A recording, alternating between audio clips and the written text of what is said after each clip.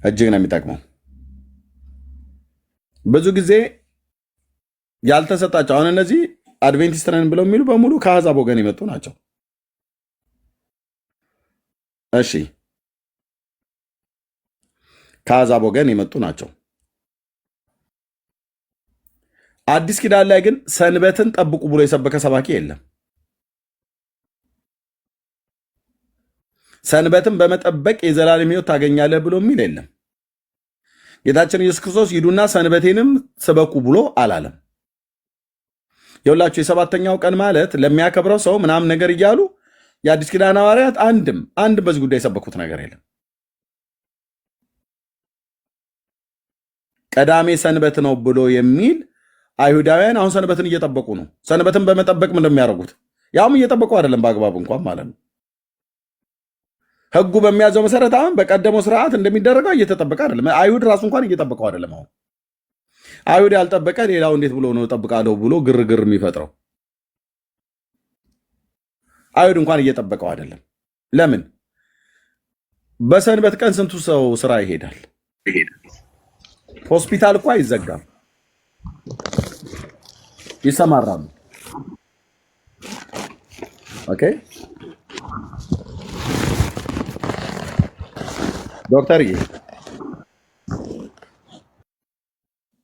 እሺ፣ አላውቅም መሰለኝ። ኦኬ ና ኑ ግባ ና ሹሩቤ ና ግባና እስኪ እንግዲህ ሸርበዋ ና ግባና ጳውሎስ የሰበከበትን ቦታ አሳየን። አላችሁ እኮ ታች ትንጫጫላችሁ እንጂ አላችሁ እኮ አድቬንቲስቶች አይቻለሁ። ዳዊትን አይቻለሁ። ትስቃለህ። ገብተህ ነበረ ግን ወጣ ወዲያውኑ ፊታችን ቆማችሁ ሰንበት ይኸውልህ፣ ሰንበት ማለት ቅዳሜ ማለት ጌታ ይመስገንና ምናምን ነገር በለህ ገና አንድ ስጠቅስ እዛ ጋ ያበቃል ማለት ነው። ያንተ ማለት ነው። የኔ እናንተ ጉዳይ እዛ ጋ እየለይልናል። አንድ ጥቅስ ጠቅሰህ ምናምን ነገር ስታደርግ ማለት አይ ተው እባክህ ዕብራውያን 4 ትላለህ። እሱን ተው ጥቅሱን ለኛ እና ኑ ግቡና አውሩ ነው ያልኩህ። ሹሩቤ እንደ ሹሩቤው እንደ ጉንጉኑ ጎንጉነን እንልካለን። ኑ ግቡና አውሩ። ካወራችሁ አላችሁ ማለት ነው። አድቬንቲስቶች እያየሁ ነው።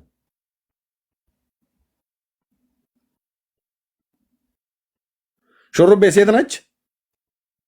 ኦኬ ናይ በቃ ሹሩባ ሰርተንሽ እንልክሻለን በእግዚአብሔር ቃል።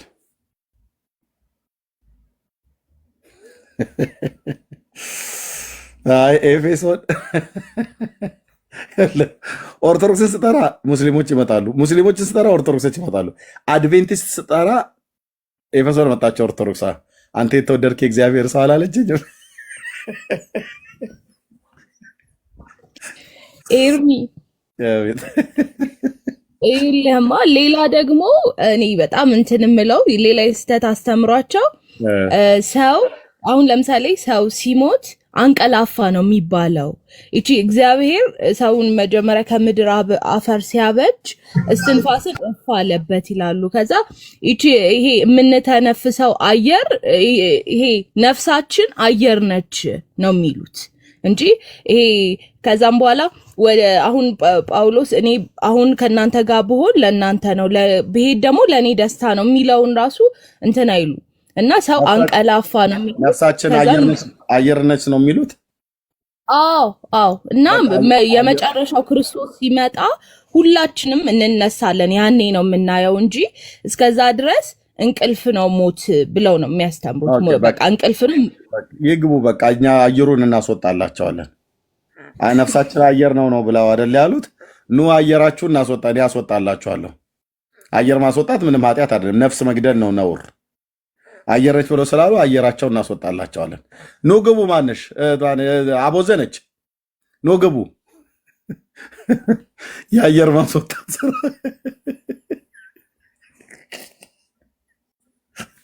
የሰው ልጅ ተንከራተተ እኮ ተንከራተተ ወገኖቼ። አየር ናት አሉ፣ ቀጥለው ፈስነች ብለው እንዳይሉን እንጂ ያው ሁለቱም የተቃጠለና ንጹህ አየር ምናምን ብለው ካላሉ በስተቀር ምንድን ነው የሚያወሩት ግን ወገኖቼ?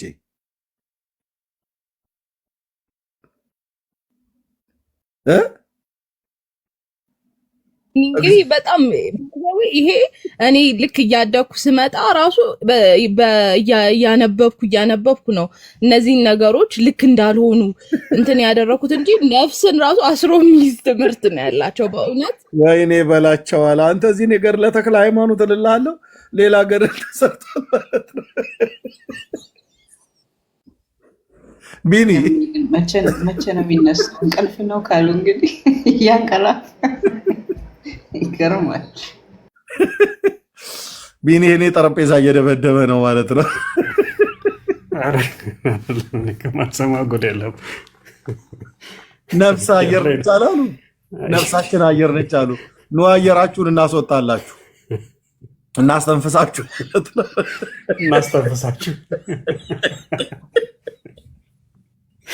መርፌ ይዘናል።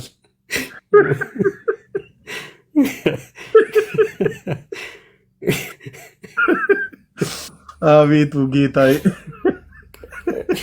አንድ ማስታወቂያ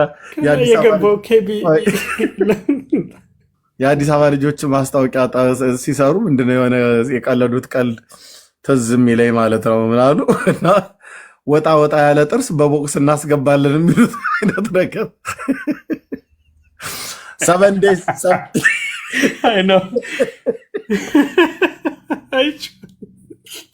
7 days ቅዳሜ ሰንበት ናት። ኑ ግቡ።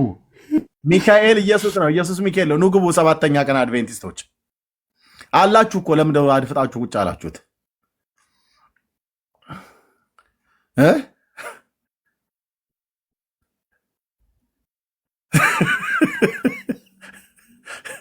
ወጣ ወጣ ያለ ጥርስ በቦክስ እናስገባለን ብሎ ያሉት ትዝ ይለኛል። የአዳም ልጆች ተሰቃዩ። በእውነት እኮ ነው የምልህ። ሰይጣን እንዴት ትውልዱን እንደሚጫወቱበት ይታይ። አቤቱ ጌታዬ።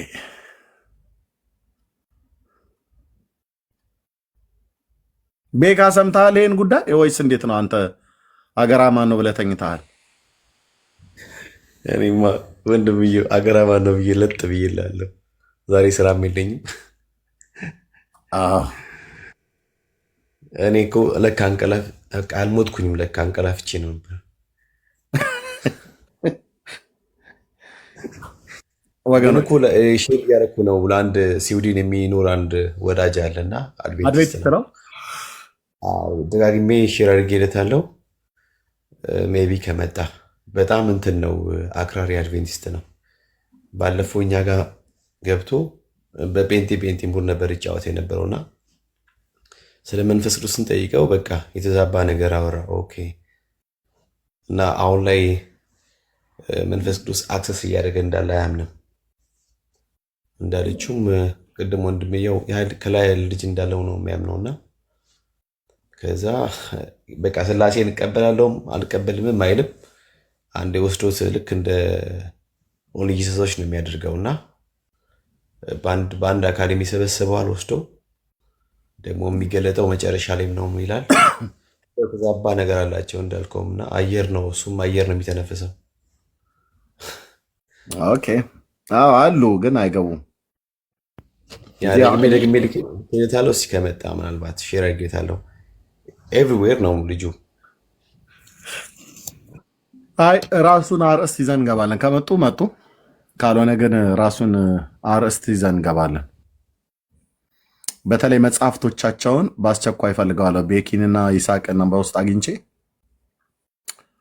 በዚች 2 ሳምንት ባልሞላ ውስጥ መጽሐፉ እጄ ላይ ሊገባ ይገባል። ሌላውን ጋፕ አድርጌ ሰጥቼ እናነባዋለን።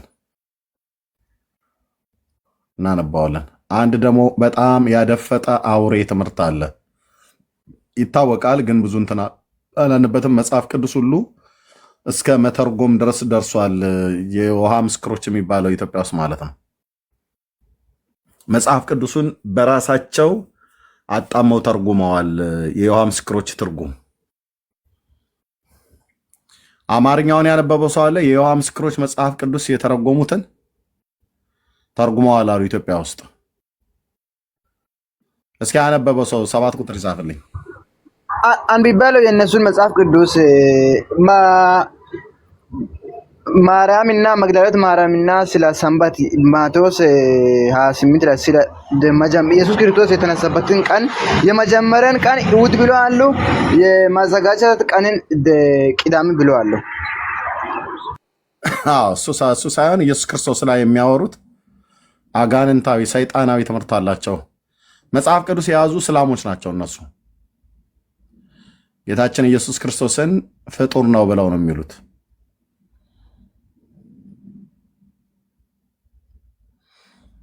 እነሱን አውቃቸዋለሁ። እኔ አዲስ አበባ በነበርኩበት ሰዓት ላይ ለወንጌል ስርጭት ለስብከት ስወጣ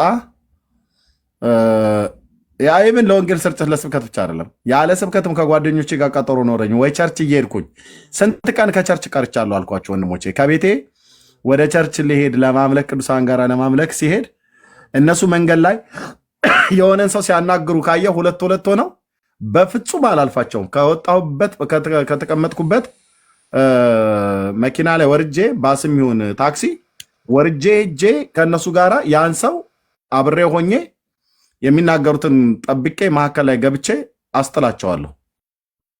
ያቆኛል። በተለይ ቦሌ አካባቢ ቦሌ ከሀያት ሆስፒታል ጋር ብራስ፣ ቦሌ ድልድይ፣ ቦሌ ሚኒ በደምብ ነው የምተዋወቀው።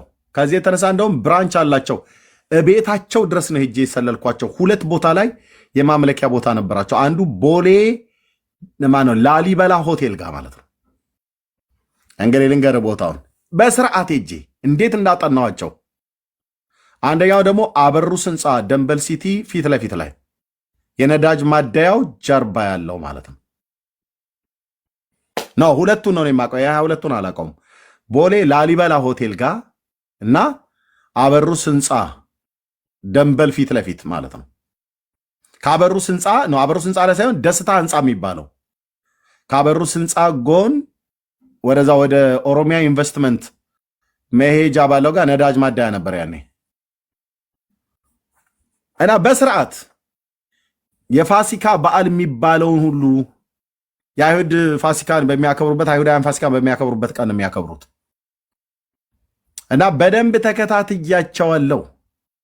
አንድ የኦርቶዶክስ ቄስ አገኘን ብለው እነሱ ማለት ነው። እኔ ደግሞ ትምህርታቸው ምን እንደሆነ ለማወቅ እስከዛ ድረስ ነው የሄድኩትኝ። የጴንጤ ሰባኪ መሆኔን ያውቃሉ። እስከዚህ ድረስ ተከታትያቸው በገንዘብ ሁሉ ጭምር ለመያዝ በጣም ነበር ጥረት ያደረጉት። ሀብታሞች ሰዎች አሉበት ቦሌ እንትኑ ሚሊኒየም አዳራሹ ጋር ከአዳራሹ ጀርባ አዳራሹ በፊት ለፊቱ በኩል ቦሌ ሚኒ አይደል ያለው ወደ ኤርፖርት የሚያስወጣው መንገድ በዛኛው በኩል ጀርባውን በሱ ጋር ልክ ከዛው ከአዳራሹ ጀርባ አንድ ትልቅ አሁን ስሙን መናገር ማልፈልግ አንድ ትልቅ ሀብታም ሰው አለ። የነሱ ሰው እዛ ድረስ ቤት ወስደውኝ ገቢው በጣም ትልቅ ነው እና ምን እንደሚያስተምሩ ነበር ስጠይቃቸው የነበረው። እንደ ጆቫ ዊትነስ ያጠናሁት እምነት የለም።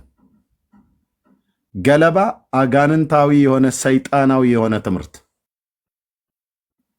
እና አንድ ጆቫ እኔ ፊት አያወራም እና ሳወራ አንተ መጀመሪያ ጆቫ ነበርክ ይሉኛል። ምንም እኔ ጆቫ ሆኜም አላውቅም፣ ለሆንም አልፈልግም። እኔ ኦርቶዶክስ ቤተክርስቲያን አገልጋይ ነኝ። ግን በደንብ ነው በቃ በጣም የእውነት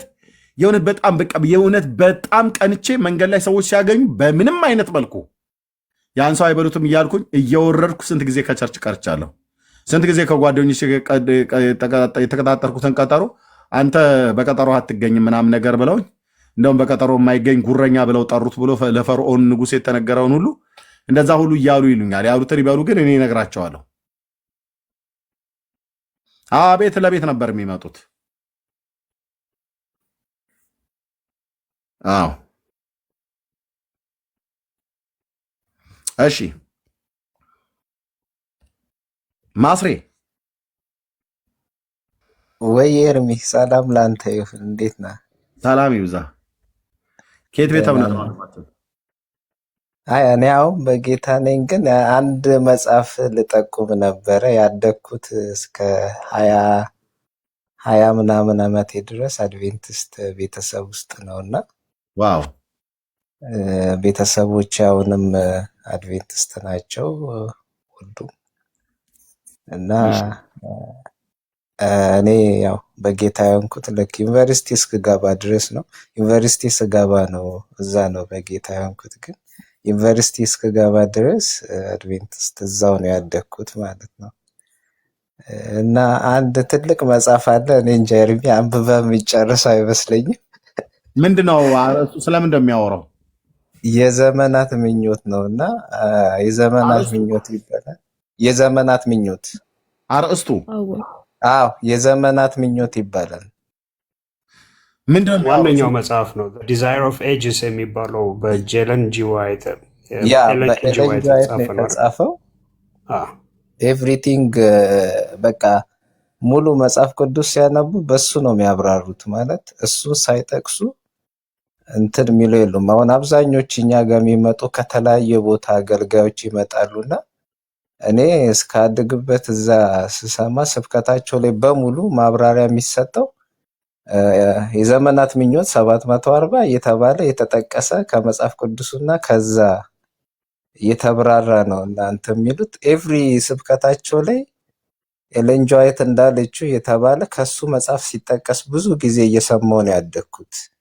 እና የዘመናት ምኞት ብዬ የአባቴ ጠረጴዛ ላይ ማይቼዋለሁ መጽሐፉን። በእርግጥ ትልቅ ነው እና ያስፈራል ለማንበብ ራሱ ብዙ ሺህ እና ገጽ ነው በጣም ብዙ ሺህ ገጽ በጣም ነው አዎ ወደ 1000 ምናምን በላይ ገጽ ነው እና በጣም ትልቅ መጽሐፍ ነው እና በጣም መፈታት ያለበት እንትን ነው እና በጣም ብዙ ሰዎች እንዳለችው እህትና ወንድሜም እንዳሉት ያለ መንፈስ ቅዱስ ጨኩ ብለህ እንኳን አሜን ካልክ ከፓስተሩ ጀምሮ ሁሉም ዞሮ የሚያይ ቤት ነበረ እና በጣም በጣም መንፈስ ቅዱስ ያሌለበት ትንሽ ሰዓቱ እንደገፋ ግማሾቹ አንዳንዶቹ እንቅልፍ የሚጀምሩበት እና እውነት በተቻለ መጠን ሰው ቢነቃ የተሻለ ነው ብዬ አምናለሁ። እና እኔ በቃ ኢቭን በቃ እንቅልፌ ሁሌ ሄጄ ስለምተኛ አንዳንዴ በቃ ስራዬ ብዬ አባቴ ሁሌ ሲገፋፋኝ ሰዓት አርፍጄ ነው የምሄደው በተቻለኝ መጠንና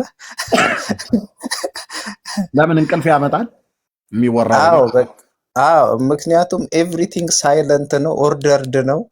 ይሄ አሜን እንኳን ስትል ይሄ በውስጥ ይሄ ቀስ ብለ ነው፣ ስትዘምር ቀስ ብለ ነው፣ ስትሰብክ እንደዛው እና እንትን የለውም። ይሄ መንፈስ ቅዱስ የለም፣ ኢንስፓየር አያደርግም። አንዳንዴ እንቅልፍ ይመጣል። የተወሰነ እንትን ላይ ስታይ ከአዋቂ ጀምሮ እስከ እንትን መተኛት ይጀምራሉ ማለት ነው።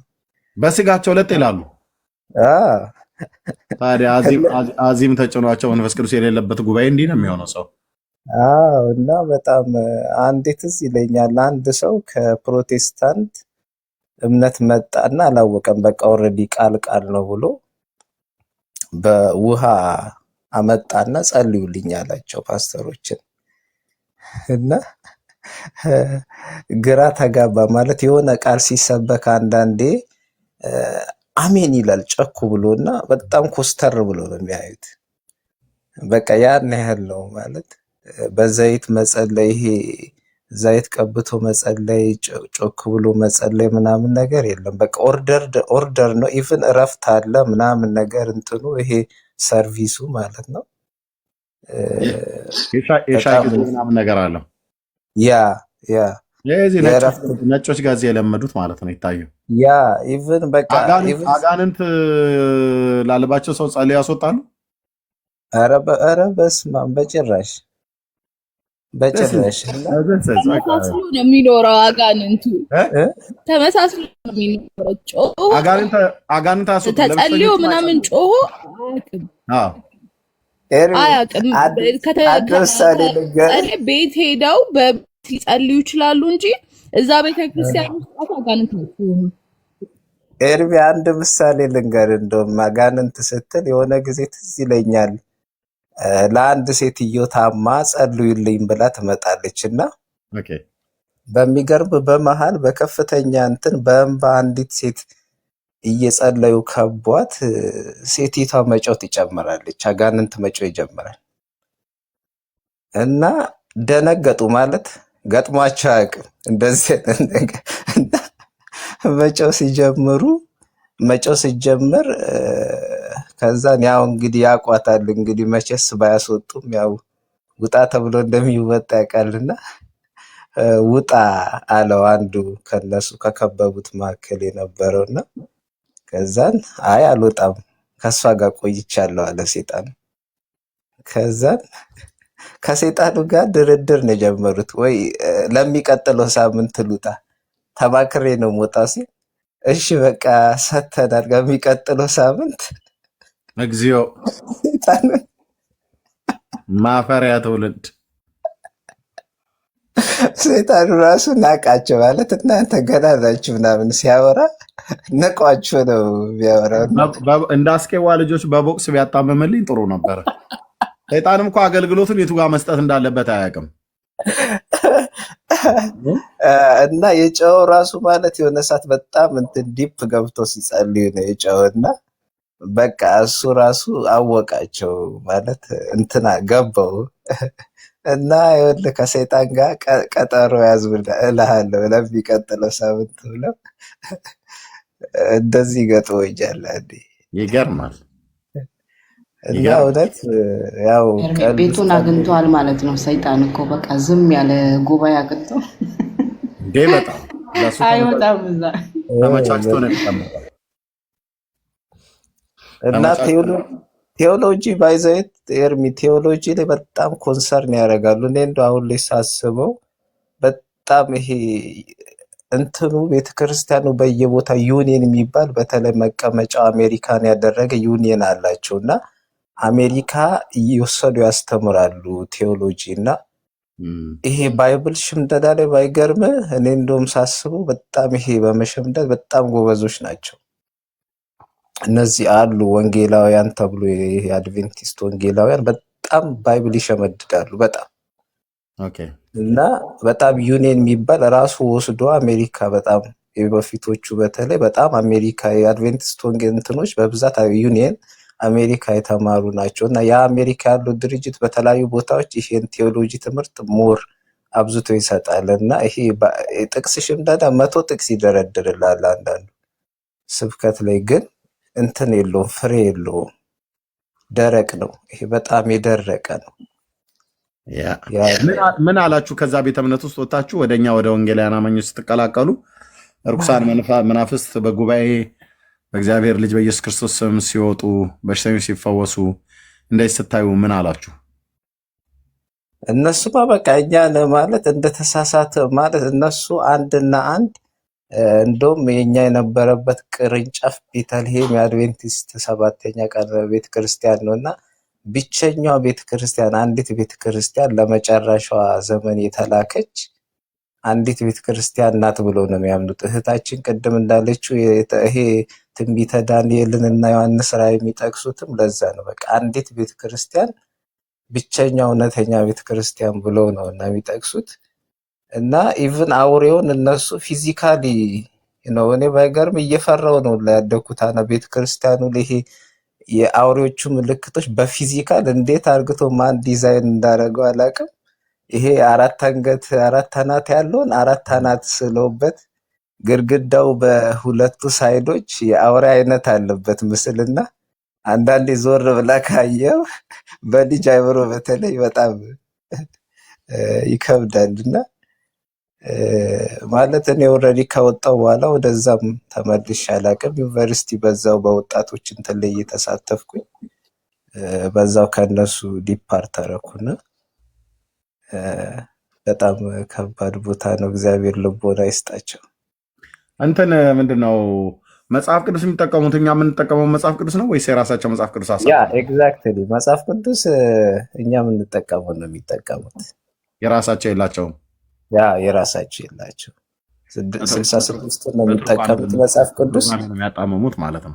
ግን እንዳልከው በቃ ሰንበቷ ላይ አሁን ቅድም ገብቶ ልጁ እንዳለው ሰንበቷ ላይ ኮንሰርን ማድረግ በቃ ከዛች ርዕስ እንድትወጣ አይፈልጉም። በቃ ሰንበቷ የትም ሄድ የትኞችንም ስታገኛቸው ሰንበት ተዋሌ ነው። ባይገርም አንዳንዶቹ በሰንበት ቀን በቃ ምንም ነገር አያደርጉም።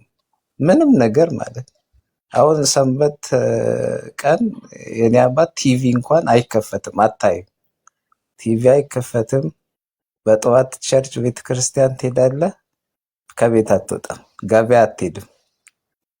ቤት ወጥ አይሰራም። ወጥ ራሷ ተሞቆ ነው እንጂ የሚበላው ወጥ ዓርብ ዕለት ተሰርቶ ነው እንትን የሚለውና በጣም ስትሪክት ነው። እና መንፈስ ቅዱስ የሚሉት እነሱ ያን የሆነ ራሱ እንዳለ በመንፈስ ቅዱስ ኦልሬዲ በባይብል በመንፈስ ቅዱስ ሪቪልድ ሆኖ ተጽፏል ኦልሬዲ። እና ደግሞ ከሆነ እንኳን ይላሉ ከሆነ እንኳን ይሄ መንፈስ ቅዱስ በተለያየ ቋንቋ ማለት በኦሮምኛ ካልገባኝ በእንግሊዘኛ ካልገባኝ በአማርኛ ነው እንጂ ሌላ ይሄ ሌላ መንፈስ ቅዱስ የሚባል ነገር ይሄ ልሳን ማለት ነው። ልሳን የሚባል ነገር ምንድነው? ቆይ የዱባ ወጥ የቦሎቄ ወጥ የሚሉት ምንድን ነው? የተለየ ነገር ነው እናንተ ጋር እዛ አድቬንቲስት?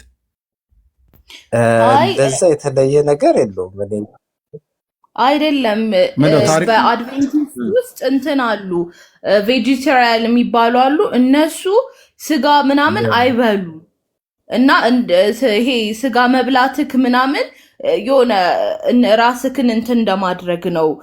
ይሄ ለዓለም እንደማጋለጥ ነገር ነው እና ቬጅ ነገሮችን ነው የሚበሉት የሚጠጡት።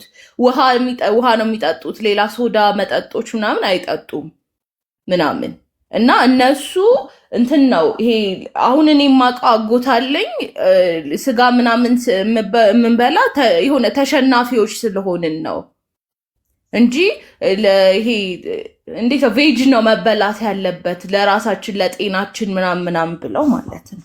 ግን ያው ከእምነቱ ጋር ትንሽ ሪሌት ያደርጉታል። ይሄ እኛ እንደ ኃጢአተኛ ነገር ያየን ነበረ ከሚያወራው ነገር ማለት ነው። በጣም መንፈሳውያን ሲሆኑ ስጋ አይበሉም ማለት ነው። እንትን ነው ኤርሚዬ፣ ይሄ የዳንኤል አዳር እንዳልኩ ዳንኤልን በጣም ፉሊ ፎከስ ስለሚያደርጉ ዳንኤል ይሄ አትክልት ብቻ አቅርቡልኝ ብሎ አትክልት ብቻ የበላበት ፓርት የለም። እሷን ስለሚይዙ ነው ይሄን ነገር የሚያደርጉት። እንዳልኩ ዳንኤል በቃ የዳንኤል እንትን ወዳጆች ናቸው እና ተግባሪዎችም ስለሆኑ ያቺ እሱ ቬጅቴሪያን ሆኖ እንትን ያላትን ይጠቅሳሉ እና እሷን እንትን ነው የሚጠቀሙት። በትክክል ይተረጉሙታል። የዳንኤልን ትንቢት ይተረጉሙታል በተወሰነ ደረጃ። አንዳንዴ እንትን የሚሉት አለ። ግን ምን ይተረጉሙታል? የዳንኤል 8ን ትንቢት አንብቦ ነው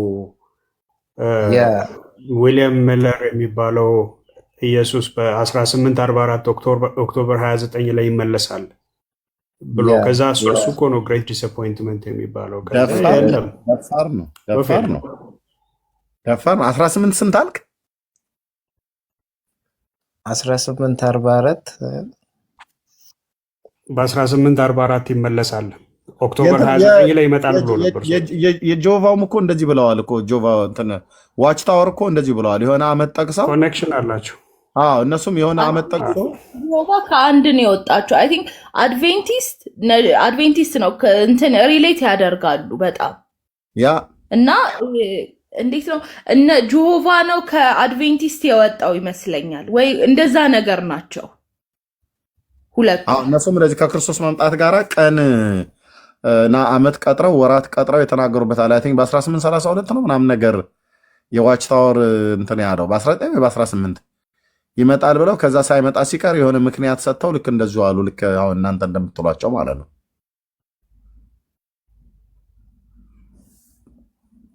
የሚገርም ነው። እና አው ግን ምን አለ መሰለ ሰንበትን የማይጠብቁ ሌላው ደግሞ ነፍስ ምንድነው ታርጋል። ይሄ እኛ አሁን እንደምናምነው ወደ አምላኳ ትሄዳለች ምንል ሰዎች ነፍስ አለ ምንል ሰዎች መጨረሻ ላይ እንደምንጠፋ ዓለም ሁሉ እንደሚጠፋ ነው የሚናገሩት። እና እነሱን ይሄ ሰንበት የሚጠብቅ ነፍስ እንትን ትላለች ምናምን የሚሉት ምናምን ናቸው የሚተፉት ብለው የሚያስተምሩት ትምህርት ራሱ ማለት ነው።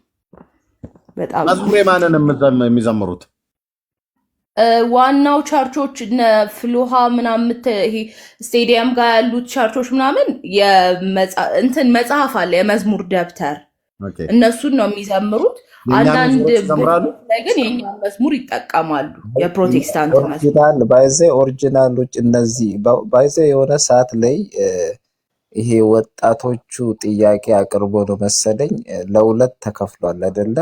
የሚያሸበሽቡ አድቬንቲስት እና የማያሸበሽቡ ተብሎ አሁን ላይ በሁለት ተከፍሏል። ኢቭን ሐዋሳ ውስጥ አይቻለሁ። እና የሚያሸበሽቡ ተብሎ የተወሰኑቱ ማሸብሸብ እና ይሄ በዘይት እንትን መጸለይ እንችላለን ብለው እንደዚህ ዲፓርት ሆነዋል። እና ግን አሁን እኛ ጋር ያሉት እነዚህ በፊቶቹ አድቬንቲስቶች በተአምር የፕሮቴስታንት መዝሙር ይቆጣሉ። ለሽማግሌዎች ስትዘምር ከተያዝ በስልክ እንኳን ከከፈትክ እና የራሳቸው የሆነ ለዘብ ያለ ዜማውም ለየት ያለ መዝሙር አለ። የሚጻፈው በራሳቸው እንትኖች የሚጻፉ ናቸው እና የሌላ እንትን መዝሙር አይዘምሩም።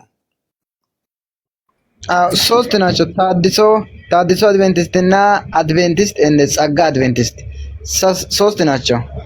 እና ጋር አንድ አጎት አለ። እድር ራሱ አይሰራም። አሁን እድር ራሱ የለም። እድር የሚያስፈልገውን ድስጣውን ሳይናን በሙሉ ገዝቶ በቤቱ ነው ያለው። እድር አይሰራም፣ ስጋ አይበላም፣ ባል አከብርም። በቃ ብቻ ነው የሚኖረው። ግን አድቬንቲስት ነው እሱ፣ ታድሶ ነው። ተሐድሶቹ ምንድነው ዓላማቸው ከሌላው አድቬንቲስት የተለየ? ስጋ አይበሉም፣ እድር አይሰሩም። ከዛ ሰንበት በጣም ከነሱም ይልቅ በጣም ሰንበትን ይጠብቃሉ። እነሱ ታድሶቹ ማለት ነው። ከነሱም ይልቅ እንደ ስጋ መስራት ስጋ መብላት በእነሱ ዘንድ በጣም ኃጢአት ነው። ስጋ መብላት ምክንያቱም ነፍስ ስለሆነ ነፍስ ገድላችሁ ሁሉም ነፍስ ገዳዮች ናቸው እና ስጋ መብላት አያስፈልግም ብሎ ይከረክራሉ። እኔ ጋር አንድ ያጎት አለ። ጸጋ አድቬንቲስቶች ምንድነው ትምህርታቸው? እነሱ እና ነው ያሸበሽባሉ። ግን የሚያመልኩ እነሱ የሚያመልኩት ሰንበት ነው። ግን ሽብሸባ አላቸው እነሱ ጋር ማጨብጨብ፣ እንደ መዘመር፣ ኢየሱስ ጌታ ነው ሃሌሉያ ማለት አለ። ግን በአድቬንቲስትና በታድሶ ውስጥ ሃሌሉያ ስትል በቃ እሱ አጋንንት ነው ይባላል። ስታሸበሽብ አጋንንት አለ ይባላል። ስለዚህ ልዩነት አላቸው በሶስቱም ማለት ነው። በአስተምሮታቸው ይለያያሉ ሶስቱ። አስተምሮታቸው በታድሶቹ ስጋ መብላት ኃጢአት ነው ይላሉ። በዚህ ብቻ ነው እንጂ ሁሉም አንድ ናቸው። ስጋ መብላት ኃጢአት ነው፣ ሴር መስራት ወይም እድር መስራት ኃጢአት ነው ይላሉ። አንደኞቹ ሶሪ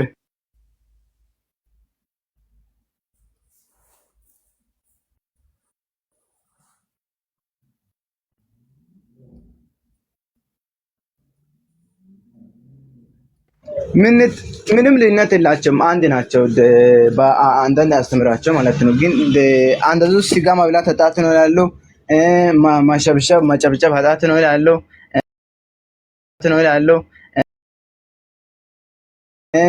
ማሸብሸብ ማጨብጨብ ኃጢአት ነው ይላሉ።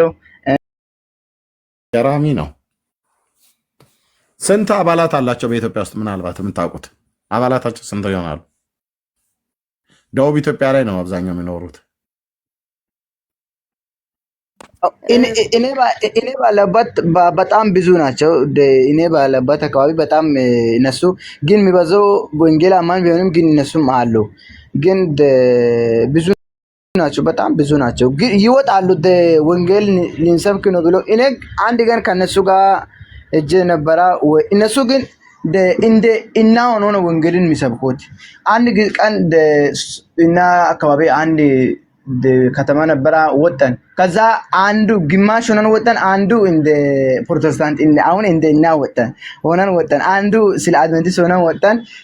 አንድ ትልቅ ካፌ አለ። ካፌው ተቀምጠን እነሱ እናም አድቨንቲስት ሆነን እነሱም አድቨንቲስት ሆነን ሁለቱም ተቀምጠን ስለ አድቨንቲስት መነጋገር ጀመረን። ከዛ በኋላ ሁለቱም ልክ አይደለም ብለን ተከራከረን። ከዛ ትላንትን እንደዚህ ሆነን በኋላ ዛሬን ከሄደን በኋላ አብሮን እየሄዱን አንድ ጊዜ አንድ ልጆች አዩና ትላንት እናንተ ሁለቱ እናንተ ፕሮቴስታንት ብላችሁ እነን ሸውዳችሁ አልነበረም ብሎ እነን ደበደቡን እዛ ጋር ማለት ነው። ከዛ ግን በጣም ይደበድባሉ። ግን በጣም አሉ እና ጋር በጣም የነሱ ትምህርት በጣም በእነሱ ጉዳይ ትንሽ ትምህርት ቢሰጡ ጥሩ ነው። ግን ሰንበት አያድንም። እነሱ ግን ሰንበትን ሰው ካላከበረ የእግዚአብሔር ትእዛዝ ስለሆነ ሰው መንግስተ ሰማያት አይወርስም ይላሉ። ይገርማል፣ ይገርማል። ህዝባችን በስንት በኩል እንትን እንዳለ ይገርማል። ኦኬ፣ እስቲ አንድ ሰው ላስገባ። ማን አንድ ሰው ቦታ የሚለቅልኝ? እሺ እሺ፣ እርምዬ ተባረክ። ለማንኛውም ቦታ አለ አለ አንድ ቆይ እናንተም አትወጡ። ቆይ እናንተም አትወጡ። ቆይ ኦኬ፣ አንድ ሰው እፈልጋለሁ። ሌላ አንድ ሰው። ኦኬ ኦኬ፣ እሺ ኦኬ። ታሪኩ ና ወንድማችን።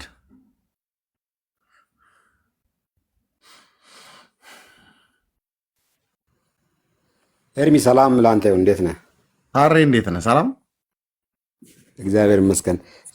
ድንገት አብሬያችሁ ነበርኩኝ ሌሊቱን ሙሉ፣ ግን በሌላ እኔ ሁለተኛ አካውንቴን ያችኛዋ ትንሽ እንትን ብላብኝ ነው። ምናልባት ታውቀኛለህ። ታሬ ነኝ፣ የወንጌል ሰባኪው ማለት ነው።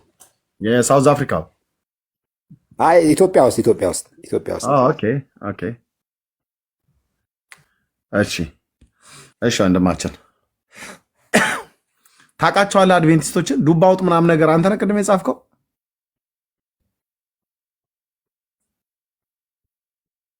ታሬ ይሰማል ወገኖች? አዎ ኤርሚ ትሰማለህ? እሺ ትሰማለህ? ታሪኩ ድምፅ ጠፋ።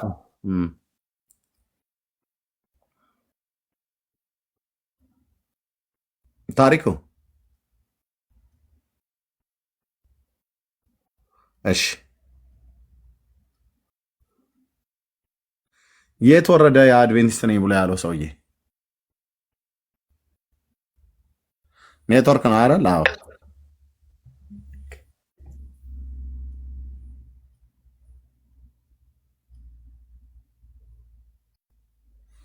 የሚገርም እኮ ነው። ስንት እንክርዳድ እኮ እንደተዘራ የሰው ልጅ በቃ እንደዚህ በቃ ተሰቃየ። በራሱ መንገድ ሄዶ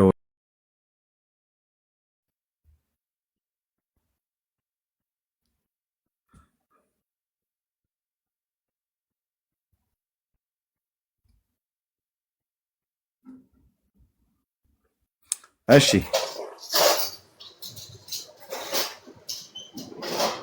ስቴፋን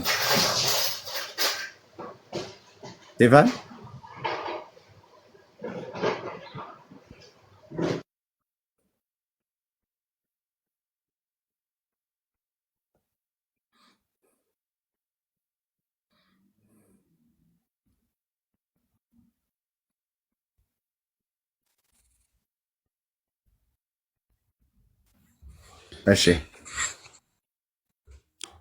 እርምዬ መጥቻለሁ። ሶሪ በጣም ያኛው አጋጣሚ በዳታ ሆኜ ነበረ እና መጽሐፎችን እኔ ያው በወንጌል ላይ ነው የምሰራው።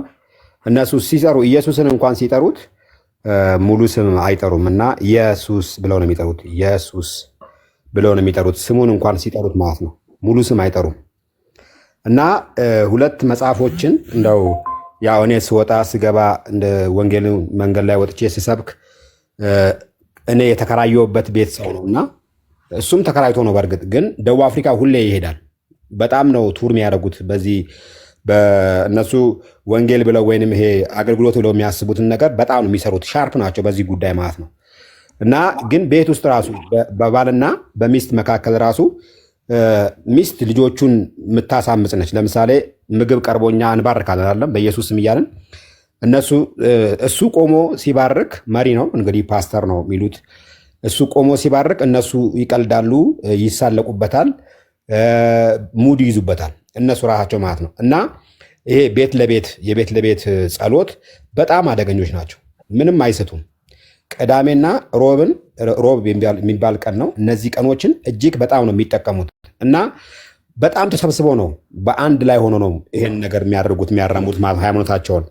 እና ሁለት መጽሐፎችን ሰጠኝ። እኔ የሚገርም ዛሬ ስለዚህ ነገር ስታወሩ እስኪ አምጪ እነዚህ ሁለት መጽሐፎች አሉ እስኪ እነሱን ሊያቸው ምናምን አይቼ አላቅም። የሚገርም ማለት ነው። አመት ሆኖኛል መጽሐፉን ከተቀበልኩት እና የዘመናት ምኞት የሚልና በደራሲ ኤለን ጂ ዋይት እና ተርጓሚ አበበ ብዙነህ ነው። በ1988 ዓ ም የታተመ ነው። ይሄ የዘመናት ምኞት ቅድም ወንድማችን ማሴ ሲናገር ስለሰማሁት ማለት ነው። እና ምናልባት እኔ አሁን ክፍለ ሀገር ስላለሁኝ መጽሐፉን እልክልሃለሁ ብዬ አስቤ ደግሞ ሌላ ደግሞ ታላቁ ተጋድሎ የሚል ታላቁ ተጋድሎ ይሄም የተዘጋጀው በኤለን ጂ ዋይት ነው። አለ መጽሐፉ ስር ላይ ታሪ ሁለቱ መጽሐፍ በእጄ ያለ እኮ ሁለቱ መጽሐፍ እኔ አሁን ገርሞኝ ነው። እና እስቲ ክፈተው እስቲ እኔ ፒክቸሩን ትልቁ ላይ አርጋለሁ። ካሜራውን ፍሊፕ አድርገው ወደ ኋላ ገልብጠውና እሺ አባ ያ ቴንክ ዩ ወንድማችን። እሺ የት ቤተክርስቲያን ነበርክ ታሪ? ነግረኸኝ ነበር አይደል? ፍሬንድ ነን ቲክታክ ላይ። እኔ ያው ኤምኬሲ ነው የምገባው። አሁን ላይ ግን ትንሽ ከገርጂ ወደ ሆሳና መጥቻለሁ። አሁን ላይ ቤት ነው። ያው እኔ ስንቀሳቀስ ብዙም ስለማይመቸኝ አሁን በዚህ ሰዓት ላይ ያው አጠገቤ የቃለ ሕይወት ቤተክርስቲያን አለ። ቀጣይ ነገሮች ሲስተካከሉ ወደዛ ነው የምገባ ማለት ነው። ያለውበት ቦታ ስለማይመቸኝ። ኦኬ እሺ መጽሐፍ እሺ ገርም ነው። እና አላነበብከውም መጽሐፉን ውስጡ ምን እንደሚል? አረ አሁን በቃ አሁን ላነብ እኮ ነው። ግን ምናልባት መጽሐፉን እዚህ እኔ ያለሁበት ቦታ ላይ ሰው መጥቶ መውሰድ ይችላል። ለአንተ እልክልሃለሁ እኔም፣ ምክንያቱም አንተ አየህ ማለት እኔ እንዳየው ነው የምቆጥረው። ይኸው መጽሐፉ የዘመናት ምኞት የሚለው ይታያል። በጣም ትልቅ ነው። ቅድም ልጁ እንዳለውም በጣም የሚገርም ቲክነሱ ራሱ በጣም ትልቅ ነው። በጣም ትልቅ ማለት በጣም የሚገርም ነው። የመጀመሪያው ገጽ ጽሁፍ ውስጡን እስቲ ጽሁፉን ትንሽ አሳየን። ከመጀመሪያ ማውጫው ላይ ሳይሆን ከዛ ከመጀመሪያ ተርጓሚ ነገር ኤለን ጂ ዋይት የተርጓሚ አበበ ብዙነህ የመጀመሪያ እትም 1988 አሳታሚ የኢትዮጵያ አድቬንቲስት ማተሚያ ቤት አላቸው ማለት ነው። በራሳቸው አላቸው። የኢትዮጵያ አድቬንቲስት ማተሚያ ቤት ይላል አታሚው። ኦኬ እስቲ ገልብጠው ማውጫው ፕሊስ። ይህን መጽሐፍ ፈልገዋለሁ። ኦኬ እስቲ አርስቱን ማውጫውን እንየው። ኦኬ እግዚአብሔር ከኛ ጋር ነው። የተመረጠ ሕዝብ ምልአተ ዘመን አዳኝ መጣላችሁ። ሕይወት ለተቀደሰ ተግባር መዋል ኮከቡን አይተናል። የሕፃን ጊዜ ፋሲካ በዓል ጉብኝት፣ የግጭት ጊዜ ድምፅ በምድረ በዳ፣ ጥምቀት፣ ፈተና፣ ድል፣ መሲህን አገኘኑ፣ የሰርግ ግብዣ፣ ቤተ መቅደስ፣ ኒቆዲሞስ እርሱ ከፍ ከፍ እንዲል ያስፈልጋል። በያዕቆብ ብንጭ ታምራትና ድንቅ ነገሮችን ካላያችሁ በቀር ቤተሳይዳና የአይሁድ መማከር ሸንጎ እስቲ የአይሁድ መማከር ሸንጎ በጣም ብዙ ነው። ኤርሚዬ በጣም ቅድም ልጁ ሲናገር በጣም ብዙ ነው። እንትኑ በጣም ርዕስ ነው። ይሄ ርዕሳቸው በጣም ብዙ ነው። እስቲ አረስቱን አውጣው። ዝም ብለህ ገልብጥ አድርገው። ብዙ ነው ማለት ነው። አረ በጣም ብዙ ነው። እስከ 880 ገጽ ይኖረዋል። 880 ገጽ ይኖረዋል። እዛ ከእግዚአብሔር ከኛ ጋር ነው የሚለው ማውጫውን አስነበበኝ። እንደገና እቺን የቅድሙን ነው ተመለስ፣ ወደፊት ውሰደው፣ አገልብጠው። እሱን አንብቤዋለሁ። እሱኛውን አሳየኝ። በዛኛው አሳየኝ። ማውጫውን የቅድሙን አዞረው። እሱ ጋር አስጠጋልኝ። ኦኬ የዮሐንስ ስርዓትና ሞት የእግዚአብሔር መንግስት ቀርባለች። ይህ እንጨት ጠራቢው ልጅ አይደለምን? የባህር ዳርቻ ጥሪ ቅፍርናሆም ልታነጻኝ ትችላለህ? ሌዊና ማቴዎስ ሰንበት 12ቱን መረጠ። በተራራ ላይ የተሰበከ ስብከት የመቶ አለቃው ወንድሞቼና ማን ናቸው? ጥሪ እስማ ምን በቃ ዝም በል ጸጥ በል።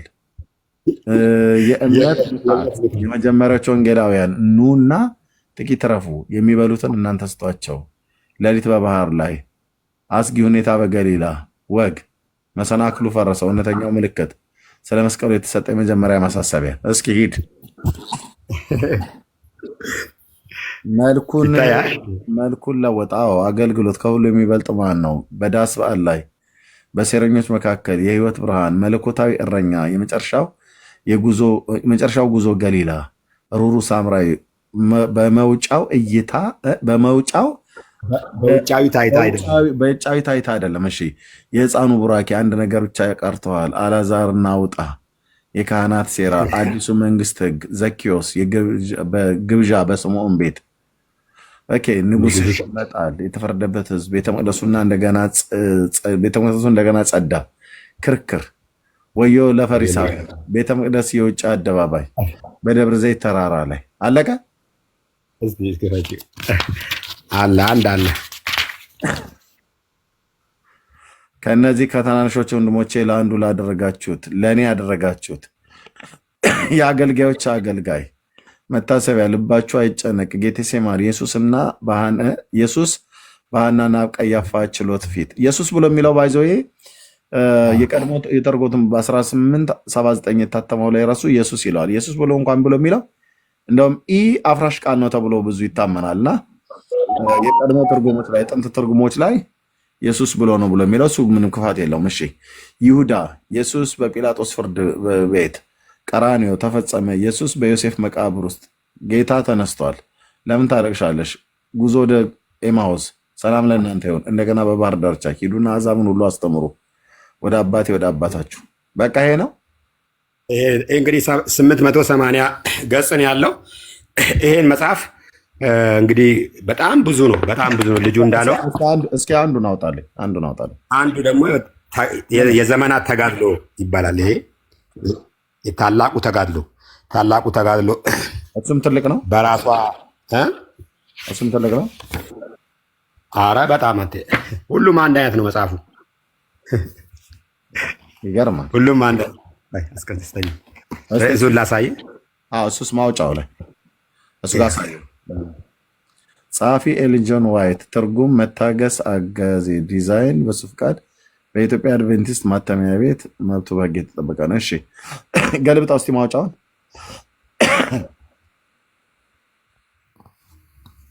ጠጋ አድርግልኝ። ይታያል? እድሜ ይታየኛል።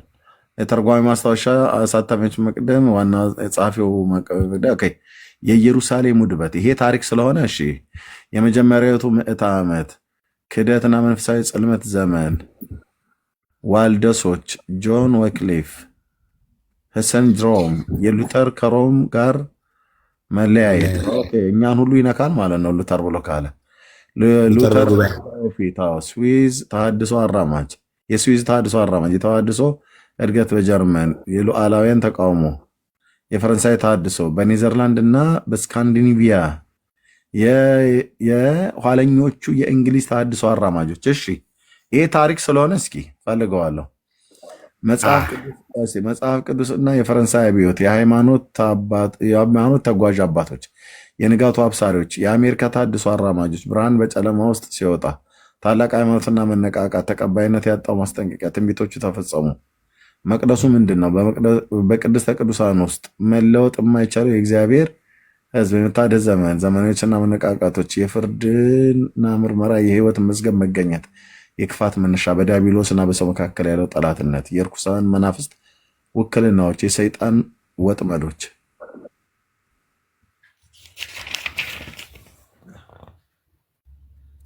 መጀመሪያው ታላቅ ማጭበርበሪያ፣ መናፍስታዊነትና ሙታን ወገኖች ሊያናገሩን ይችላሉን? ጳጳሳዊ መዋቅር ባህሪ፣ ዓላማዎች፣ የህሊና ነፃነት ለአደጋ ሲጋለጥ፣ በቅርቡ ሊሆን ያለው ግጭት መንስኤዎች፣ ከአደጋ መከላከያው መጽሐፍ ቅዱስ፣ የመጨረሻ ማስጠንቀቂያ፣ የመከራ ዘመን፣ የእግዚአብሔር ህዝቦች ነፃ መውጣት፣ የምድር ባዶ መሆን፣ ተጋድሎ አበቃ፣ መግለጫ 775 ገጽ አለው። ምናልባት የመጀመሪያው ማውጫ ላይ ናለኝ። የመጀመሪያው ማውጫ ላይ ምናለኝ የእሱኛ አሁን ያወጣ ነው። ወደፊት ገልብጠው ችኛዋ ቴንኪው ታርዬ። ቆይ አንዴ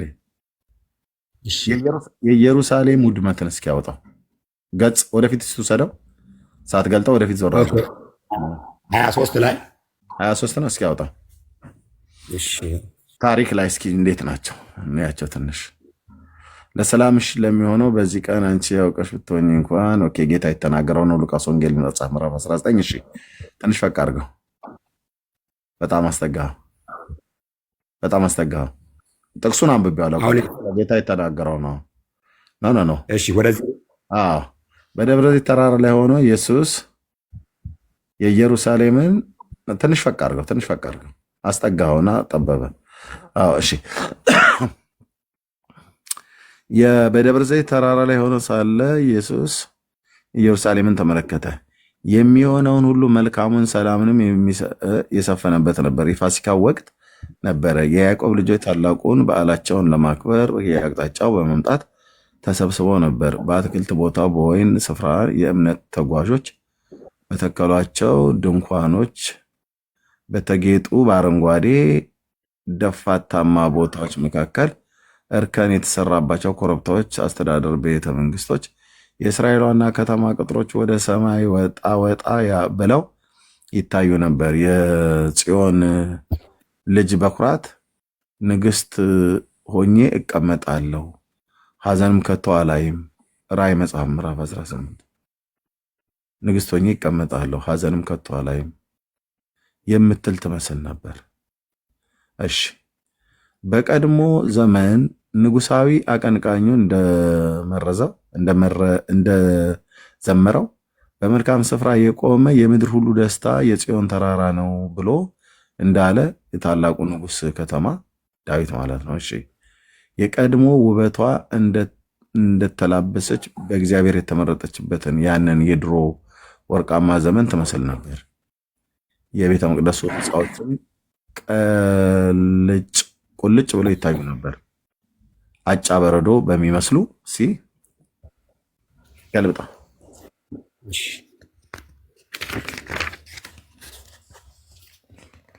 አጫ በረዶ በሚመስሉ የእብነ በረድ ድንጋዮች ላይ ያረፈ የፀሐይን ግንባታ ጮራ ያንጸባረቀ ነጭነቱ የበለጠ አጉልቶ ከወርቅ በሮች ከጉልላቱ ተንጸባርቆ የሚፈካ ብርሃን ይታይ ነበር። ዋት ከወርቅ በሮችና ከጉልላቱ ተንጸባርቆ የሚፈስ የወርቅ በር አለ እንደ ኢየሩሳሌም በዛ ዘመን የለም። እሺ የአይሁድ ሕዝብ ኩራት የውበት ፍጻሜ መዝሙር 50 ቁጥር 2 ላይ ቆሞ ይታይ ነበር። ይህም ትዕይንት የሚመለከት የእስራኤልም ሆነ የሆነ ማን ደስታ አድንቆ የማይሰማ ይገኛል። የክርስቶስ አእምሮ የያዘው ፈጽሞ ከዚህ የራቀ ሐሳብ ነበር። ሲቀርብ ከተማይቱን አይቶ አለቀሰላት። ወደ ኢየሩሳሌም በሚገባበት ጊዜ በድል ከሚገባው ሕዝብ ላይ የሚንጸባርቀው ደስታ መሃል የዘንባባ ዝንጣፊ ወዲና ወዲያ ሲያውለበልቡ ደስታ የተደነቁ ለሆሳዕና ድምፅ ኮረብታው ሲንቀሳቀስ ሳለ በሺዎች የሚቆጠሩ ንግስታት ሲያወጁለት ሳለ የዓለም መድኃኒት ግን ድንገተኛ ምስጢራዊ በሆነ ሊሸከመው በአቃተው ሐዘን ተውጦ ነበር። የእግዚአብሔር ልጅ የእስራኤልን ተስፋ ሞት ድል ነስቶ በሲኦል ግዞት ስር የነበሩትን ከመቃብር የጠራ እርሱ እንባ በእንባ ሆነ። ተራ ሐዘን አልነበረም። እጅግ ከባድ ስለሆነ ሊያበርደው በማይችል ሰቆቃ ውስጥ ነበር። እግሮቹ የሚያምሩት ወደ የት እንደሆነ ጠንቅቆ ቢያውቅም ወደ ሞት እንደሚራመድ ቢገባውም የሚያወርደው እንባ ግን ለራሱ አልነበረም። በፍጥነት እየደረሰ ያለው የሰቆቃው ምድር ትዕይንት የሆነው ጌቴሴማኒ በፊቱ ነበር፣ ለመታረድ እንደሚነዳ ጠቦት። እሺ የሚሆን ለእርሱ በቅርብ የሚከፈተው ብዙ መቶ ዓመታት በመስዋዕትነት ይታረዱ ዘንድ የሚነዱበት የበጎች በርም እይታ ውስጥ ነበረ። የስቅለት ቦታው ቀራንዮም ከዛ ሩቅ አልነበረም። በቅርቡ ክርስቶስ በሚራመድበት መንገድ ላይ ታላቅ ሰቆቃ ጽልመት ይወድቃል። ነፍሱ ስለ ኃጢአት ይሰጣል። ሆኖም በዚህ ደስታ ሰዓት የሐዘን ጥላ የጠላበት እነዚህን በእርሱ ላይ የሚመጡትን ትዕይንቶችን በማስመሰሉ አልነበረም። ሰው ምንድን ነው ምንም ማለት ታሪክ ስለሆነ የሚያወሩት ነገር ታሪክ ነው። ታውቃለህ፣ ታሪክ መጽሐፍ ስለሆነ ምናልባት እነዚህ መጽሐፎች እጅግ በጣም ምክንያቱም ከዛኛው ላይ ከቅድሙ የዘመናት ምኞት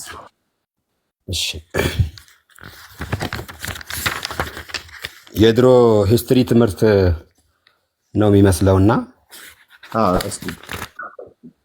እስቲ የትኛውን እንትን ልበልልህ? ምናልባት እንደሱ አስጠጋለሁ። የመጀመሪያ ላይ እግዚአብሔር ከኛ ጋር የተመረጠ ምልአት ቆይ ጸነት ጊዜ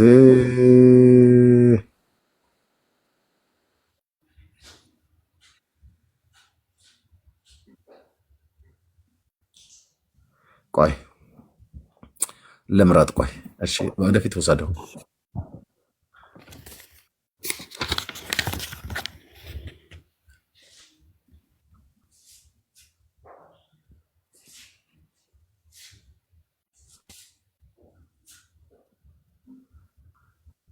ኦኬ ወሰደው። አኑ ስለ እርሱ ስለ ማንነቱ የሚናገር እስኪ ስለ ጌታ ቆይ መልኩ ተለወጠ። መለኮታዊ እረኛ የሚለውን አምጣልኝ። መለኮታዊ እረኛ። እሺ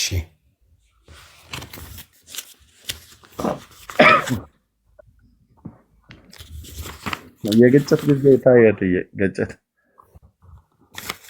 የግጭት ጊዜ የግጭት ጊዜ ብላ ነው ታዩ። መለኮታዊ እረኛ ከታች ነው ኮሜንት ላይ አንዱ ሰንበት ብሎ አለ። መለኮታዊ እረኛ። እሺ መለኮታዊ እረኛ ማለት መለኮታዊ 52 ገጽ 52 ነው፣ ግን የህፃናት ምናምን ነው የሚለው። ኦኬ እሺ ኦኬ እሺ ሰንበትን አምጣው። ሰንበት ስንት ላይ ነው? እስኪ ሰንበትን ነው። ሰንበት አለ አይደል? ሰንበት ይኖራል። ቆይ እሺ የለም እዚህ ጋር እዚህ ላይ የለም።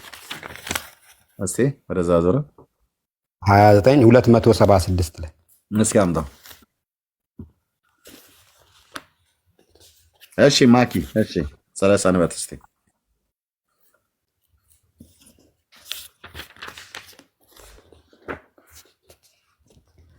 ካልታያ ንገረኛ። ችግር የለውም። ሰንበት እሺ እንደሱ አድርገው ትንሽ ደቀቅ ቢልም ትንሽ ወደ ዘፈቅ አድርገው። ሰንበት የተቀደሰች በዘፍጥረት ጊዜ ነበር። ለሰው ተቀድሳ የተሰጠችው ሰንበት ታሪካዊያ የመጀመሪያዋ የማለዳ አጥቢያ ኮከቦች አንዱ ነው። በአመሰገኑ ጊዜ እግዚአብሔር ለሰው ልጆች ደስ ባላቸው ጊዜ ነበር። ዋት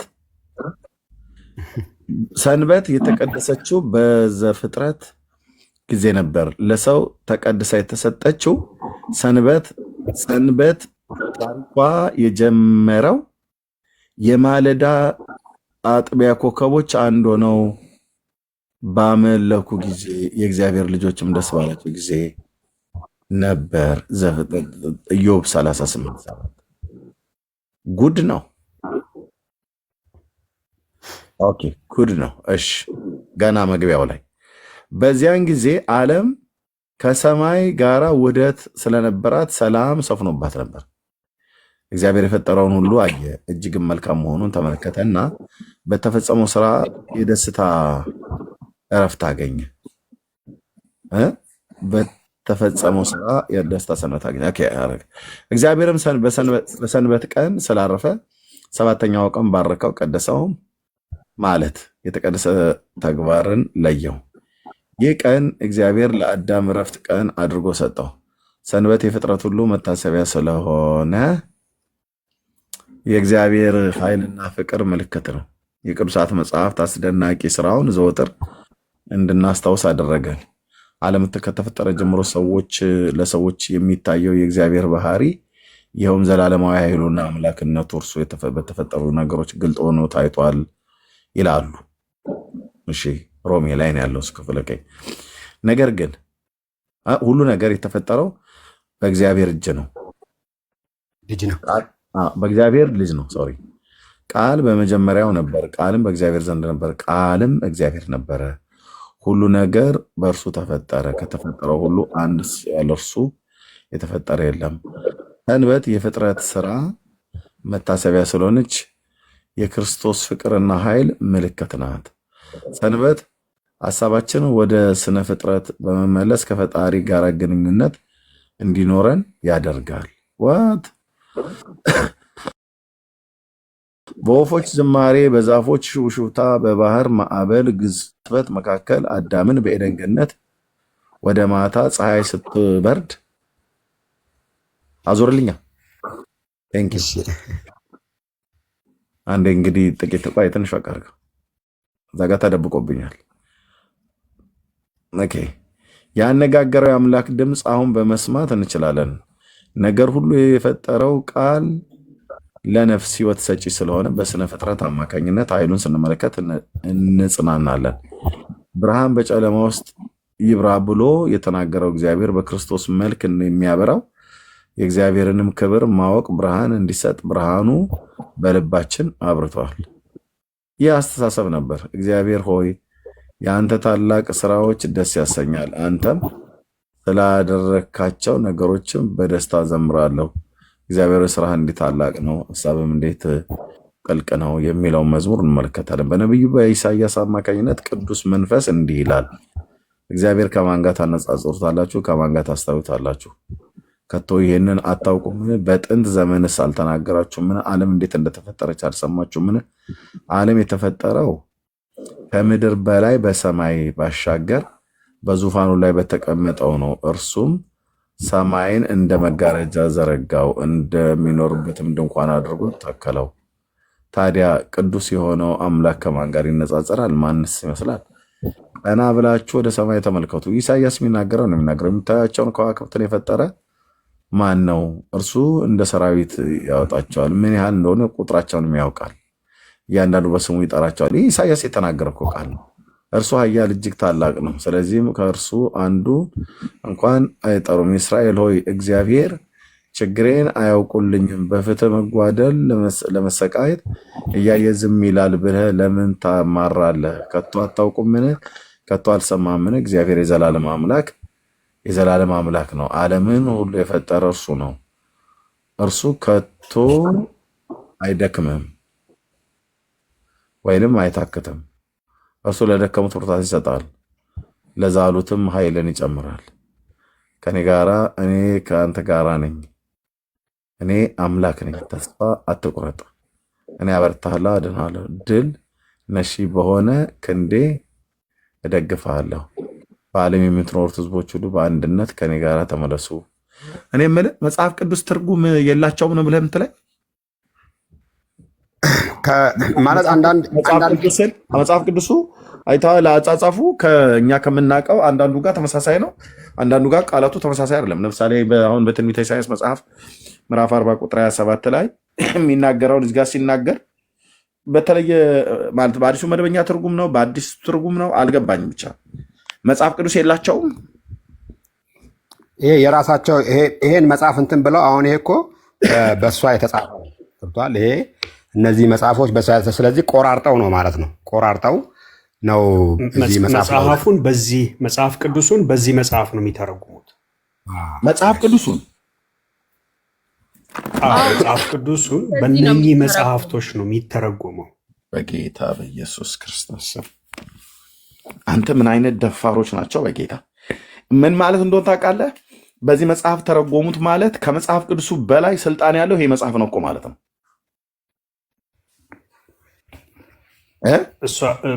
ኤለን ኢ ዋይት ኤለን ጂ ዋይት እሷ እኮ የምትለው ምንድን ነው?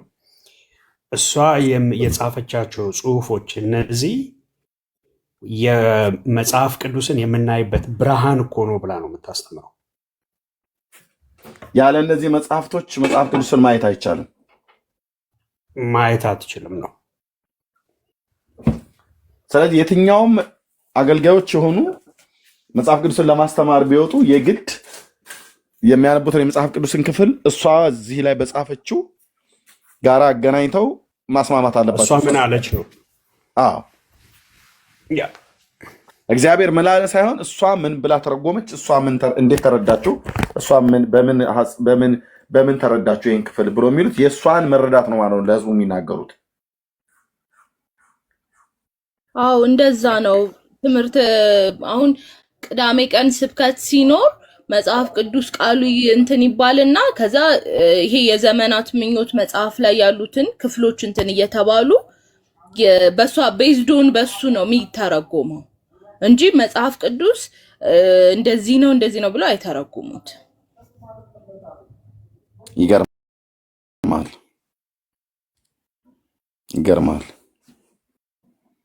አይ ይህን ጊዜ ወስደን ነው በደንብ አድርገን እና ወንድማችን ይሄን መጽሐፍ ካልፈለግከው ለኔ ላክ። በጣም ነው የሚያመሰግናችሁ።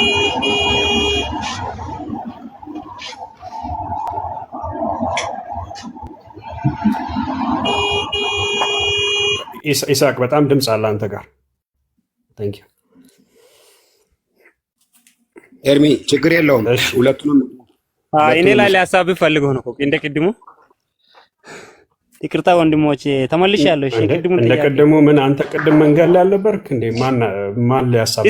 እስካሁን እየሰማችሁ ነው። ኮሜንቴን እኮ ብሎክ አድርጋችሁኝ እኮ መጻፍ አልቻልኩትም እንጂ እስካሁን አለው። መንገድ ላይ አልነበርኩ። መጀመሪያ ቅድም መንገድ ላይ ነበር። መንገድ ላይ ሆኜ ራሱ በኤርፎን እየተከታተልኩ። ለምንድን ነው የምትዋሸው? ክላክስ እኮ ሲያረብኝ ነው። ለምንድን ነው የምትለው?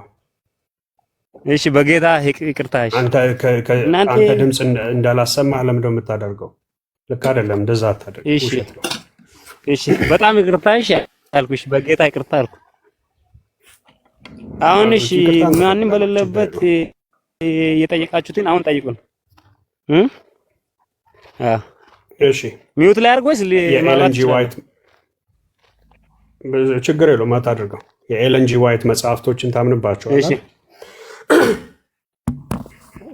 አይ ከኤለን ጂ ዋይት በላይም ብዙ መጽሐፍ አለ። አሁን ሼር አደርግልሃለሁ። እዚህ ጋር ያለ ወደ 500 ሰው አለ። ሁሉም ማንበብ እንዲያነብ ደግሞ እነግርሃለሁ። ጥያቄ አይደለም። አይ ጥያቄን አድምጠኝ። የኤለን ጂ ዋይት መጽሐፍቶች ቆይ ገዛይ ያንተን ኮተትና ራብሽ ማንም አያነብም። እዚህ 500 ሰው ያለው ያንተን ቆሻሻ ነገር ማንም አያነብም። ሀሳብ ላይ ብቻ ስጥ፣ ማስታወቂያ አትናገር። እሺ ካልሆነ ብሮክ አድርገን እናስወጣ። እሺ ሀሳብ ላይ አውራ። ያንተን ራብሽ እዚህ ማንም አያነብም። እሺ እዚህ የእግዚአብሔር ሕዝብ ነው ያለው።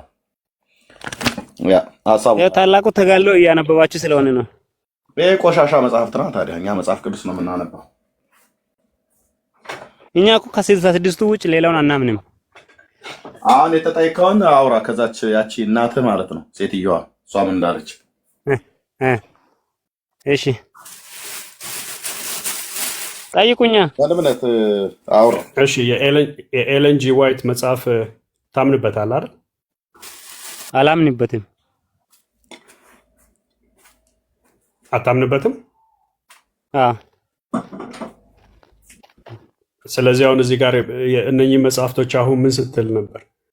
ሌሎችም ታላላቅ መጽሐፍቶች አሉ ስትል አልነበር? አዎ አለ። እና አታምንባቸው? ሰንበት ትምህርት አለ። አሁን ሰንበት ትምህርት በ3 ወሩ ቀያየርም አለ።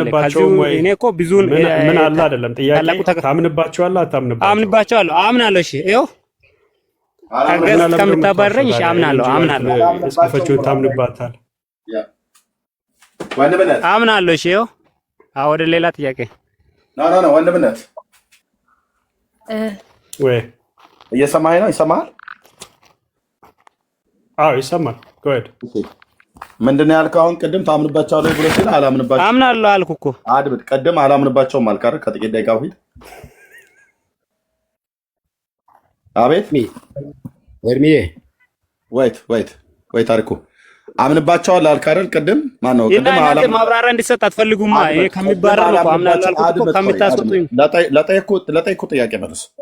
ቅድም ሲጠይቀህ እነዚህ መጽሐፍት ታምንባቸዋለህ ብሎ ሲልህ አላምንባቸውም አልክ አይደል? አቤት ማብራሪያ እንዲሰጥ አልፈቀዳችሁም። ለዛ ነው አልኩት። ማብራሪያ የምትሰጡኝ ከሆነ አብራራለሁ አልኩ። በቃ አንተም ብሎ አብራሪ በሉት። አሁን አላምንባቸውም፣ አምንባቸዋለሁ። በቃ አገኘንህ ገና መግቢያው ላይ። ቻው። እሺ እታች ውረድ። ሪካርድ ስለተደረግ አምንባቸዋለሁ፣ አላምንባቸውም ገና መግቢያው ላይ ማለት ነው።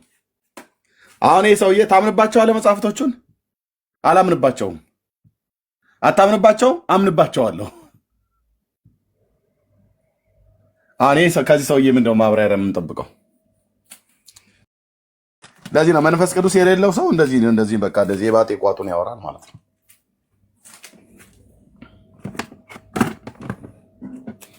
ምኑ ነው የሚፈራው ወገኖች? እንዴ ምኑ ነው የሚፈራው? መጽሐፍቶችን ታምንባቸዋለህ ተብሎ ሲባል አላምንባቸውም ማለት ቢኒያም አስፈራርተዋል እንዴ?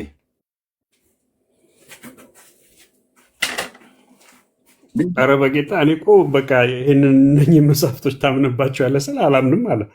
ከዛ ደግሞ ቆየት አለ አይታወቅም እኮ ቴክስት አድርገለት አላምንባቸውም በልበል አስፈራርተው እኮ ነው ስላሉ ማለት ነው።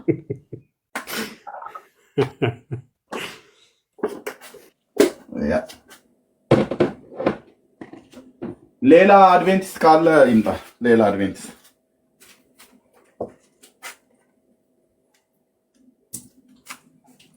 ጥቂት እንጠብቃችሁ። ሌላ አድቬንቲስት አምንባቸዋለሁ አላምንባቸውም ብሎ የሚል ሳይሆን የሚያምንባቸው በመጽሐፍቶቹ በመጽሐፍ ቅዱስም የሚያምን ማለት ነው።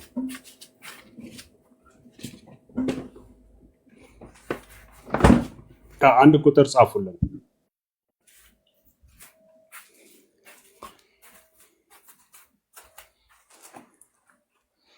የቶር አለ። እስቲ የቶር አንድ ቁጥር ጻፍልኝ። ኖ የቶር የትኛው የቶር ነው?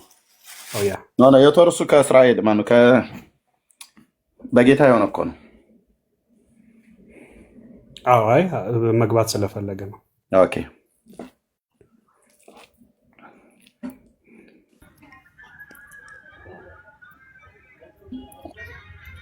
ሰላም ነህ ቤኔ? አይ እኔ ከእንትን ነኝ፣ እኔ በጌታ ነኝ። ዝም ብዬ ልሰማችሁ ብዬ ነው እንጂ ገብቶኛል።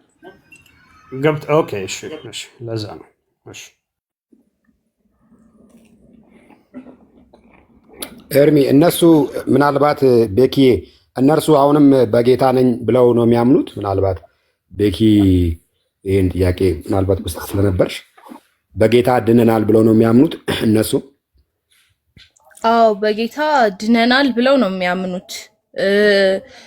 በክርስቶስም እናምናለን ነው የሚሉት እና ድነናል ነው የሚሉት በደንብ።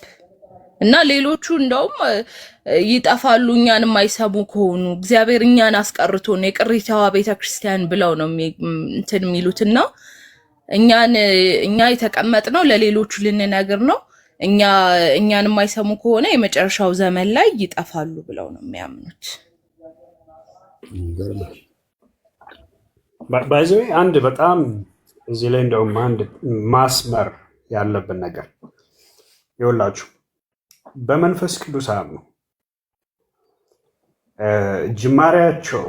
ጅማሬያቸው የመጨረሻውን ዘመን ፕሪዲክት እናደርጋለን ብለው ነው የጀመሩት። መንፈስ ቅዱስን ትቶ ሰው ይሄንን መጽሐፍ አብራራለሁ ብሎ የጀመረ ሰው እንደዚህ ገደል ይገባል ማለት ነው። ቀጥ ብሎ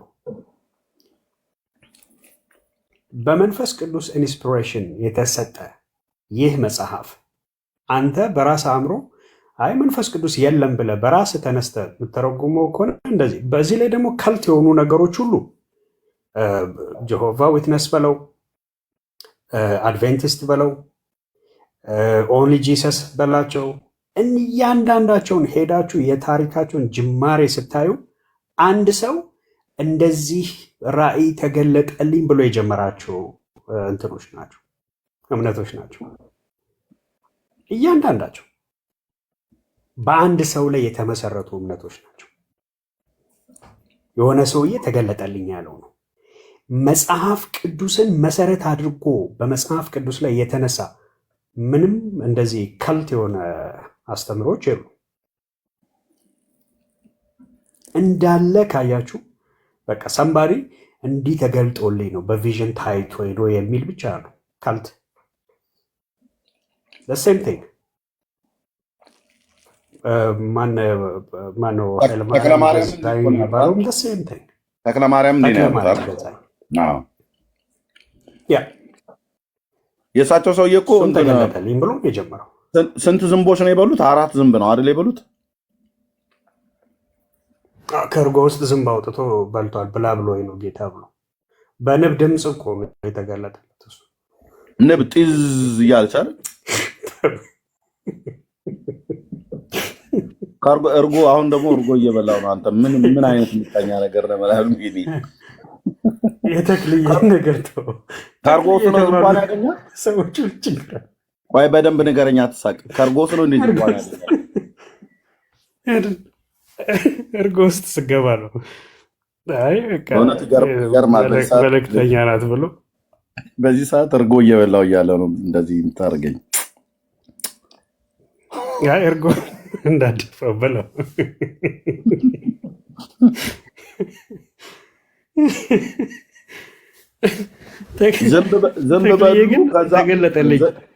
ዘንብ በሉ። ከዛ ንቧ ደግሞ መጣች አይደል? ነፍሳት ነው በቃ ጢዝ ጢዝ ምናምን።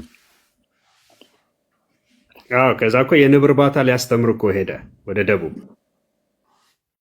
እውነትህን ነው። በንብ የተገለጠለት ንብ እርባታ ሁሉ እኮ በቃ እንትን ብሏል። ሰዎችን ንብ አርቡ ምናምን ማር ምናምን ይል ነበር።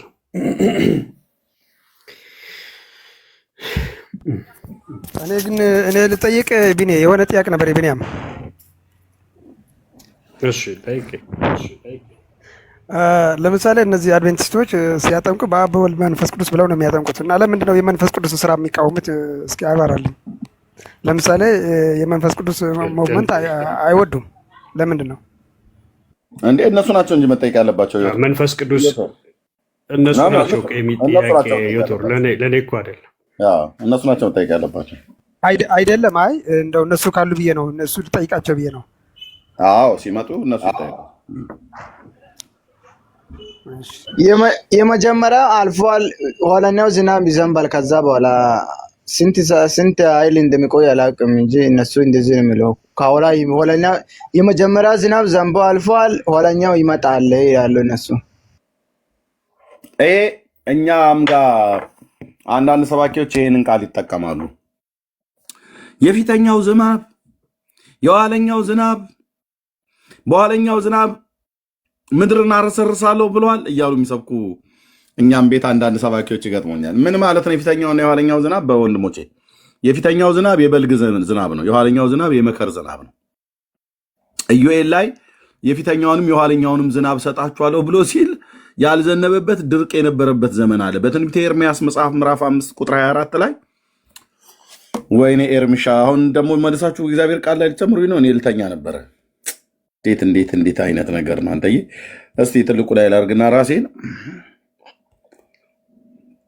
እቺ የኋለኛውን ዝናብ ያዘንባል ጌታ፣ አሜን ሃሌሉያ ብለህ የምትለው ብራዘር፣ ምንድን ነው የኋለኛውና የፊተኛው ዝናብ?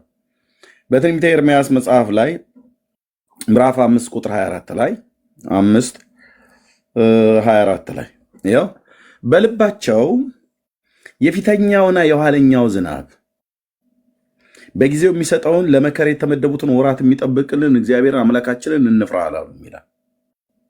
ጋይስ የፊተኛው ዝናብ የተባለው የበልግ ዝናብ ነው። የኋለኛው ዝናብ የተባለው የመከር ዝናብ ነው። እስራኤል ከሰማይ በሚወርድ ጠል ነበረ ምድሪቱ ፍሬን የምታፈራው፣ ዛፎች ፍሬያቸውን የሚያፈሩት። ኦኬ። የፊተኛውን ዝናብ ሲያዘንብ የበቀለ ገቦ ቡቃያ ይወጣና እሱን ትበላላችሁ።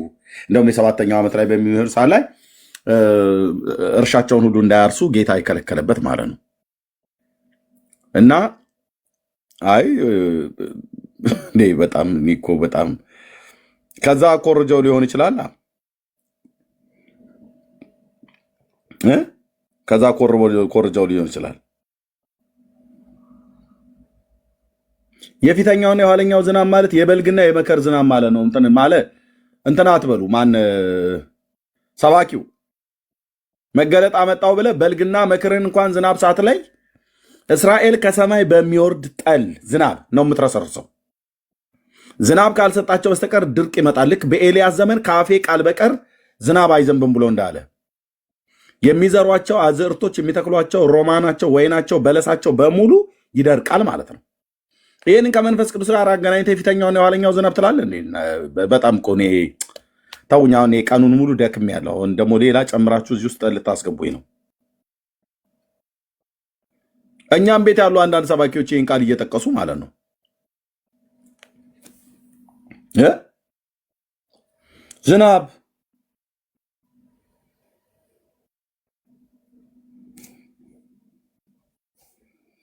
ሆ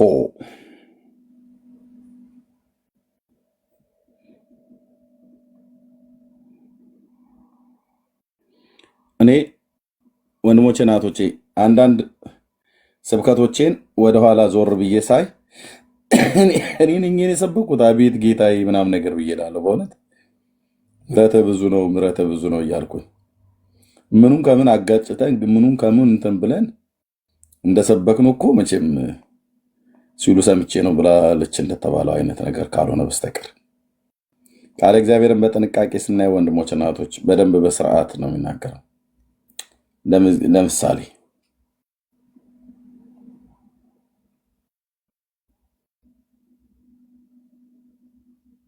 የፊተኛውና የኋለኛው ዝናብ ብሎ የሚለው የበልግና የመኸር ዝናብን ነው ወንድሞች። እሱ ነው ጌታ እያለ ያለው።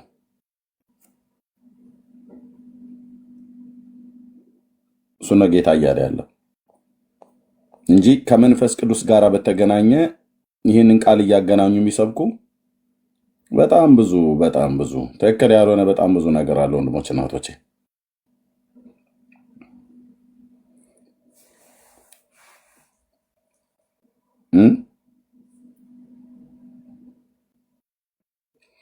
ኦኬ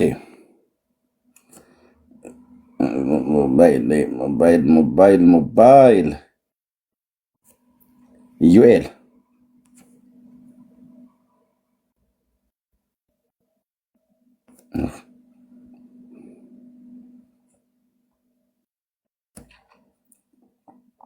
ኦኬ እግዚአብሔር አደረገ። ተመለሱ አለ። ተመለሱ የሰሜንን ሰራዊት። ኦኬ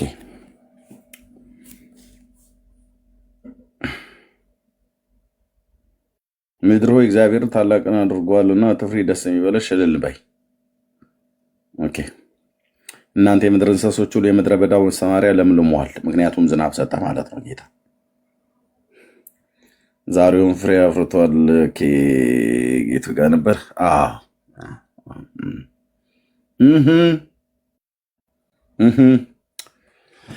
እግዚአብሔር ስለ ምድሩ ቀና ራራለትም፣ ለሕዝቡ ራራለትም። እግዚአብሔር መልሶ ሕዝቡን እነሆ እህልና ወይንን ዘይትን ሰድድላችሁ ዘንድ እናንተም በእርሱ ትጠግባላችሁ። ከእንግዲህ ወዲህ አሕዛብ መካከል መሰደቢያ አላደርጋችሁም። የሰሜንን ሰራዊት ከእናንተ ዘንድ አርቃለሁ፣ ወደ በረሃም ወደ ምድረ በዳውም ፊቱን ወደ ምስራቁ ባህር ጀርባውንም ወደ ምዕራቡ ባህር አድርጌ አሳድደዋለሁ። እርሱም ትዕቢቱን አድርጓል፣ ግማቱም ይወጣል፣ ክርፋቱም ይነሳል አለ። የሰሜኑ ሰራዊት የተባለው የባቢሎናውያንን ጦር አምጥቶባቸው ነበር ጌታ፣ እስራኤልን ሊነርታት ማለት ነው። በጥፋታቸው ምክንያት ደጎቢያና ተምች፣ ኩብኩባና አንበጣ አራቱን ሰራዊቶቼ ብሎ ያላቸውን እነሱን ሰደደባቸው።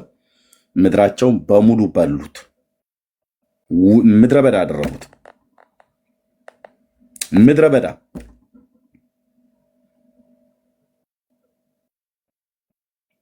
ምድረ በዳ አደረጉት። አንበጣና ተምች፣ ኩብኩባና ደጎቢያ። አንበጣ፣ ተምች፣ ኩብኩባ፣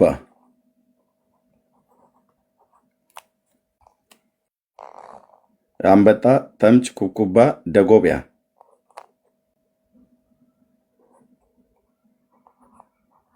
እነዚህን አራቱ ሰራዊቶቼ ነው ያላቸው ጌታ። አሁን ጊዜ የለኝም። አድቬንቲስት እስካሁን ስጠራችሁ እኔ ልተኛ ስለምትመጡት ቀኑን ሙሉ ነው ያልኩትኝ። እነዚህን አራቱን ሰራዊቶቹን ጌታ ላከባቸውና ምድሪቱን በሏት፣ ወይ ደግሞ ጋጡት ማለት ይቻላል። ምድሪቱን ጋጧት። ኦኬ በቃ ከዛ ድርቅ ሆና ማለት ነው። ጌታ ተቆጣ። ከዛ ደግሞ የሰሜንን ሰራዊት ከእናንተ ዘንድ አርቃለሁ አለ ጌታ። ሊመታቸው ምድራቸውን በእንደዚህ ህዝባቸውን ደግሞ በሰይፍ ሊያጭዳቸው ነበር። የጌታ ቁጣ ማለት ነው። ንስሐ ሲገቡ ግን ጌታ ስለ ምድሩ ቀና ብሎ ይላል። ቅድም ያልኳቸው ማለት ነው። ስንመለስ የሚራራ አምላክ እና ያመጣባቸውን ሰራዊት መልሼ ወደ ምድረ በዳ እልከዋለሁ ካለ በኋላ ምድር ሆይ እልል በይ፣ እግዚአብሔር ታላቅ ነገርን አድርጓልና አትፍሪ፣ ደስ የሚበልሽ እልልም በይ አለ። እናንተ የምድር እንስሶች ሆይ የምድረ በዳው ማሰማሪያ ለምልሟልና፣ ምክንያቱም ደርቆ ነበር። ማሰማሪያ ሁሉ በሙሉ ዝናብ ተከልክሎ ነበር። ያለውንም አንበጣና ደጎቢያ፣ ተምች፣ ኩኩባ በልቶት ነበር፣ ግጦት ነበር። እና አሁን ዝናብ ስለዘነባየ ለምልሟልና፣ የታለ ዝናብ? ዛፍና ፍሬውንም አፍርቷል፣ በለሱን ወይኑንም ኃይላቸውን ሰጥተዋል፣ አትፍሩ። የታለ ዝናብ? እናንተ የጽዮን ልጆች አምላካችሁ እግዚአብሔር የፊተኛውን ዝናብ በጽድቅ አዝንቦላችኋልና። የፊተኛው ዝናብ የተባለው ምንድን ነው? በልግ። አታምታታም ብዬ ስልህ በልግ፣ የበልግ ዝናብ ነው የፊተኛው ዝናብ። የፊተኛውን ዝናብ ምን ብሎላችኋልና? ሰጥቷችኋልና። ስለሰጣቸው ነው እዚህ ጋር ምድረ በዳው የለመለመው። አየህ፣ ዛፍ ሁሉ ፍሬውን ያፈራው፣ በለሱ ሁሉ ኃይላቸውን የሰጡት ዝናቡን የፊተኛውን ዝናብ ሰጥቷቸዋልና። እንደ ቀድሞም እንደ ፊተኛውና እንደ ኋለኛው ዝናብ እንደ ቀድሞ የፊተኛውንና የኋለኛውንም ዝናብ አዝንቦላችኋልና በእርሱም ደስ ይበላችሁ፣ ለእርሱም እልል በሉ። ለዝናቡ ሳይሆን ዝናቡን ለሰጠው ጌታ እልል በሉ። አውድማዎቻችሁ እህልን ይሞላሉ፣ መጥመቂያዎቻቸው ወይን ጠጅንም ዘይትንም አትርፈው ያፈስሳሉ። የሰደድኩባችሁን ታላቁ ሰራዊቴን አንበጣና ደጎቢያ፣ ኩኩባና ተምች የበላባችሁን ዓመታት እመልስላችኋለሁ። ምን ማለት ነው? እስራኤል 2 ጊዜ ትታረሳለች። የሰማችሁን 430 ሰው 2 ጊዜ ትታረሳለች እስራኤል በዓመት ውስጥ ከሰማይ በሚወርድ ጠል። የመጀመሪያው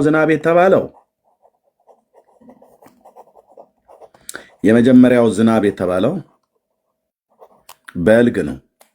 ሁለተኛው ፊተኛው የተባለውና ሁለተኛው የተባለው የፊተኛው ነው። ሁለተኛው የተባለው ደግሞ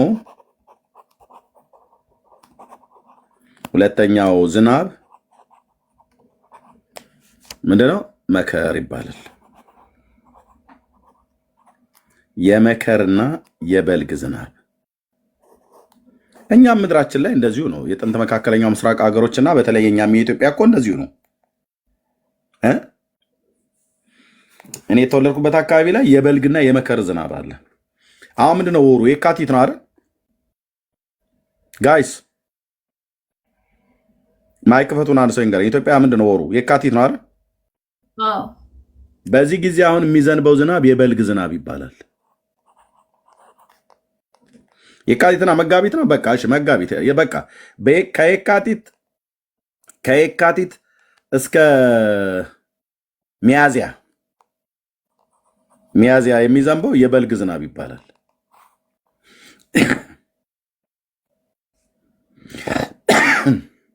ከዛ ግንቦት መካከል ላይ ያለ ሰኔ አጋማሽ ምናምን ነገር የሚዘንበው የመከር ይባላል። ይሄኛው የበልግ ዝናብ ይባላል። አሁን እየዘነበ ነው አይደለ? አሁን እየዘነበ በቃ አሁን የሚዘንበው ዝናብ የበልግ ዝናብ ይባላል። ይህ የበልግ ዝናብ የፊተኛው ዝናብ ይለዋል ኢዩኤልም ኤርምያስ 5:24ም ቅድም ያየኑ ማለት ነው።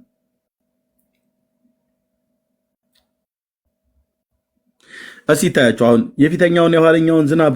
የፊተኛው ዝናብ ይዘንብላችኋል። አሁን ኢዩኤል ላይ ምን ያልተባለ አለ? ለምሳሌ አሁን እዚህ ጋር ምን ይላል? ኢዩኤል መጽሐፍት ላይ ምዕራፍ 2 ማለት ነው።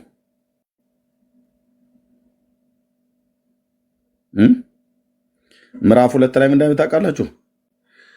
በጽዮን መለከትን ንፉ፣ በቅዱሱም ተራራዬ እግዚአብሔር ቀን ወጥቷልና እርሱም ቀርቧልና፣ በጽዮን መለከትን ንፉ፣ በቅዱሱም ተራራዬ እሪ በሉ፣ በምድር የሚኖሩ ሁሉ ይንቀጥቀጡ፣ የእግዚአብሔር ቀን መጥቷልና፣ የጨለማና የጭጋግ ቀን የደመናና የድቅድቅ ጨለማ ቀን ነው። ታላቅና ብርቱ ሕዝብ በተራሮች ላይ እንደ ወገግታ ተዘርግቷል። ከዘላለም ጀምሮ እንደርሱ ያለ አልነበረም፣ ከእርሱም በኋላ እስከ ዘላለም ድረስ ለእርሱ ማን ነው ትውልድ ድረስ እንደርሱ ያለ ከቶ ወዲህም አይሆንም ይላል። ይህችኛዋ ትንቢት ደብል ትንቢት ነው። ይሄኛው ድጋሚ ይሆናል በዘመን ፍጻሜ ላይ። ይሄ ትንቢት በአርማጌዲዮን ላይ የሚፈጸም ትንቢት ነው። አርማጌዲዮን እዛ ላይ የሚፈጸም ነው። ይሄ እጅግ የሚያስፈራ ከማቴዎስ ወንጌል መጽሐፍ ምዕራፍ 24 ጋር እግዚአብሔር በአሕዛብ መንግስታት ላይ የሚበቀለው በቃል ነው። አንዳንድ ትንቢቶች ደብል ናቸው። በዚያንም ዘመን ላለው አሁንም ላለው ማለት ነው። ከዚህም በኋላ ለሚመጣው ኦኬ። ይሄ ተዘርግቷል። ከዘላለም ጀምሮ እንደርሱ ያለ አልነበረም ይላል። ምክንያቱም ይሄ የጨለማና የጭጋግ ቀን ነው። የደመናና የድቅድቅ ጨለማ ቀን ነው። ታላቅና ብርቱ ሕዝብ በተራሮች ራስ ላይ እንደ ወገግታ ተዘርግቷል። ከዘላለም ጀምሮ እንደርሱ ያለ አልነበረም፣ ከእርሱም በኋላ እስከ ብዙ ትውልድ ድረስ እንደርሱ ያለ ከእንግዲህ ወዲህ አይሆንም። እሺ ካለ በኋላ የአሕዛብ መንግስታት ላይ እግዚአብሔር ከሚፈርደው አንዱ እሱ ነው። ምዕራፍ 3 ቁጥር 1 ላይ ይናገራል ይህንን ማለት ነው። አሕዛብን ሰብስቤ ቆይ አንዴ ወደኋላ ልመልስና እመለሳለሁ። እናንተ ነካክታችሁ ጨመራችሁኝ አይደል? አሁን ልተኛ ስል በምዕራፍ 3ኛው ምዕራፍ ላይ ኢዩኤል አሞጽ ጋር ባንድ ሄድኩኝ። ኖ ኢዩኤል እነሆ በዚያን ወራት በዚያን ዘመን የይሁዳን የኢየሩሳሌም ምርኮ በሚመልስበት ጊዜ አሕዛብን ሁሉ ሰብስቤ ወደ ኢዮሳፍጥ ሸለቆ አወርዳቸዋለሁ። ይሄ ሸለቆ እግዚአብሔር አሕዛብን የሚበቀልበት ሸለቆ ነው። የኢዮሳፍጥ ሸለቆ የሚባለው ከዚህ ከኢየሩሳሌም የቄድሮን ፈፋ ጋር ያለው ሸለቆ ማለት ነው። አወርዳቸው በዛም ስለ ሕዝቤና ስለ ርስቴ ስለ እስራኤል በአሕዛብ መካከል የበተኗቸው ምድሬን የተከፋፈሉትን እፈርድባቸዋለሁ። ይሄ የበቀል ጊዜ ነው በአሕዛብ መንግስታት ላይ። ኦኬ ቁጥር 3 ከዛ እዚህ ምን ይላል? እሳት በፊታቸው ትበላለች፣ በኋላቸውም ነበልባል ታቃጥላለች። ምድሪቱ በፊታቸው እንደ ኤደን ገነት፣ በኋላቸውም ምድረ በዳ በረሃ ናት፣ ከእነርሱም የሚያመልጥ የለም ይላል። ምን? እሳት በፊታቸው ትባላለች፣ በኋላቸውም ነበልባል ታቃጥላለች። ምድሪቱን በፊታቸው እንደ ኤደን ገነት፣ በኋላቸውም እንደ ምድረ በዳ በረሃ ናት፣ ከእነርሱ የሚያመልጥ የለም። መልካቸው እንደ ፈረስ መልክ ነው ይላል።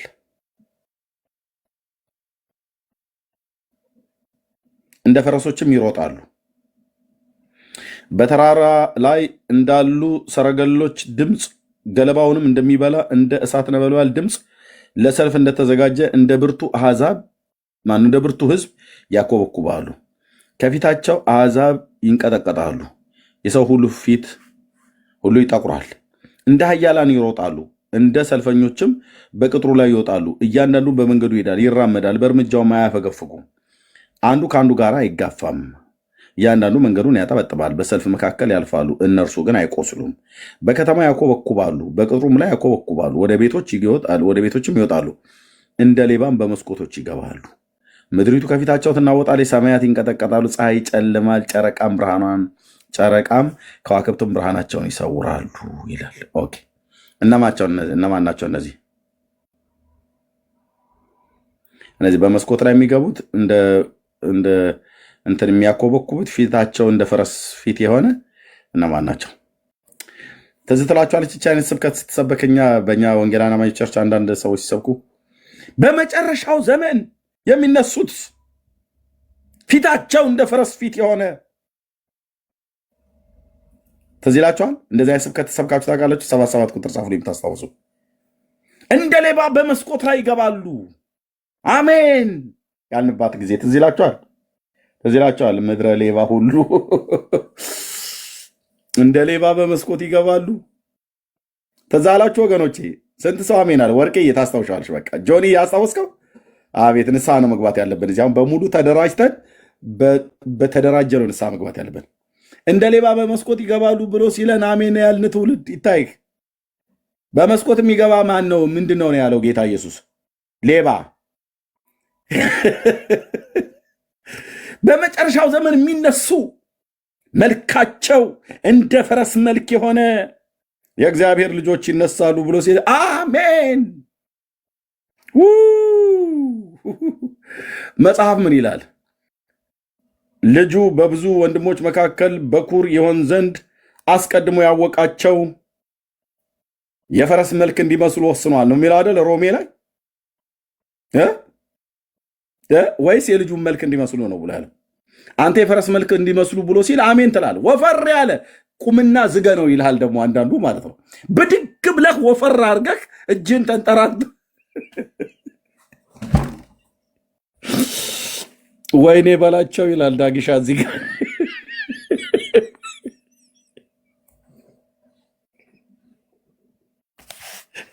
ቢሪ ጭጭ አለ። ይሄኔ እሱ ነው ስንት ወንበር የዘበረ የፕላስቲክ ወንበር በዚህ ስብከት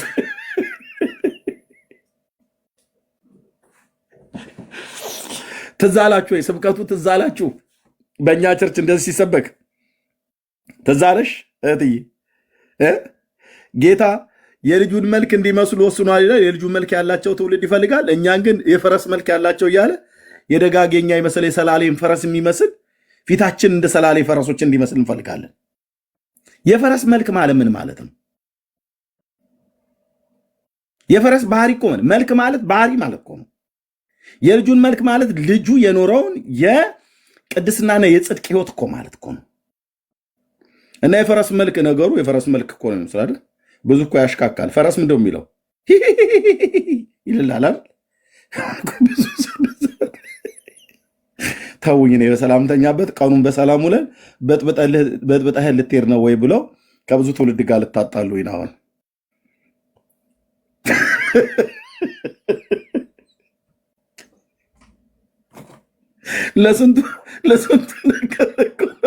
ለስንቱ ነገር እኮ ነው አሜን ያስባሉን። ለስንቱ ነገር ወፈር በልና ተነሳና ዝገነው አንተ ሰውዬ የተቀመጥከው አሜን በለኝ እየተባል ማለት ነው። እና እንጋልብሃለና ወገኔ እህት የፈረስ መልክ መምሰል ፈለግሽ አይደል? በቃ ጥሩ የሚጋልብሽ ጎረምሳ ይመጣል። አንዳንዴ ልጆቼ እንትን እንደ ፈረሱንልኝ ይሉኛል እዚህ ሳሎን ላይ ማለት ነው።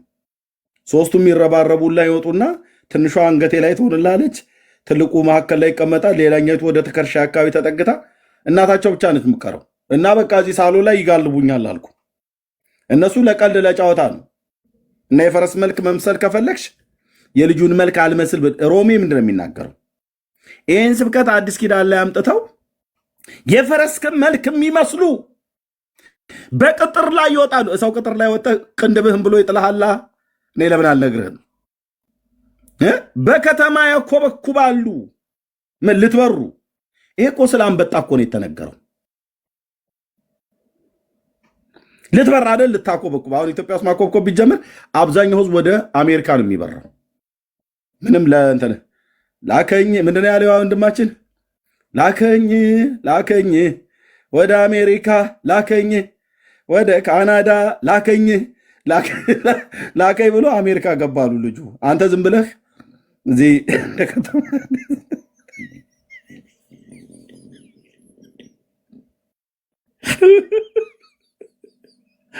ሚኪሻ ወንድሜ ሚካኤል ገባ እኮ አሉ አሜሪካ ባለፈው።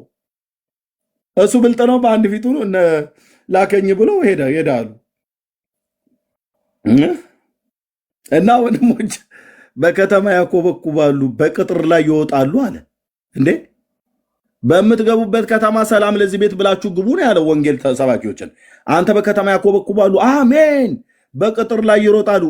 መጥቶ ያወርድሃላ። ባለ ቅጥሩ ሰውዬ ቅንድብህም ብሎ ይጥልሃል። ከዛ በፋሻ እንለጥፍልና በፕላስቲክ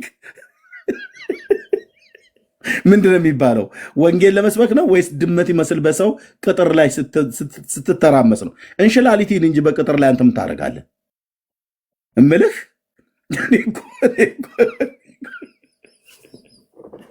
ገበሎ እስስት እንትንቺ ምድናት እቺ ሌዘር የምትባለው እንሽላሊት እነሱ ሂዱ በቅጥር ላይ ወደ ቤቶች ይገባሉ፣ እንደ ሌባ በመስኮቶች ይገባሉ። አሜን ይልልሃል።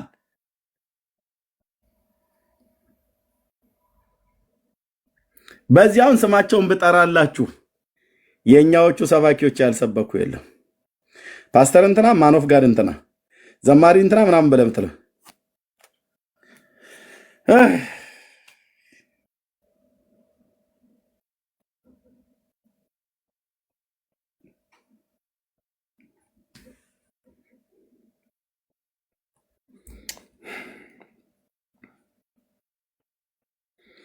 ምድሪቱ ከፊታቸው ትናወጣለች፣ ሰማያት ይንቀጠቀጣሉ፣ ፀሐይ ጨረቃም ከዋክብትም ፀሐይ ጨረቃ ይጨልማሉ፣ ከዋክብትም ብርሃናቸውን ምን ይላሉ?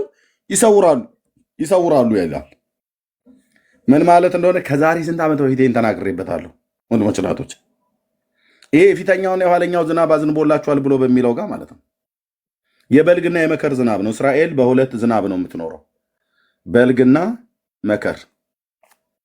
አታካብድ እሺ።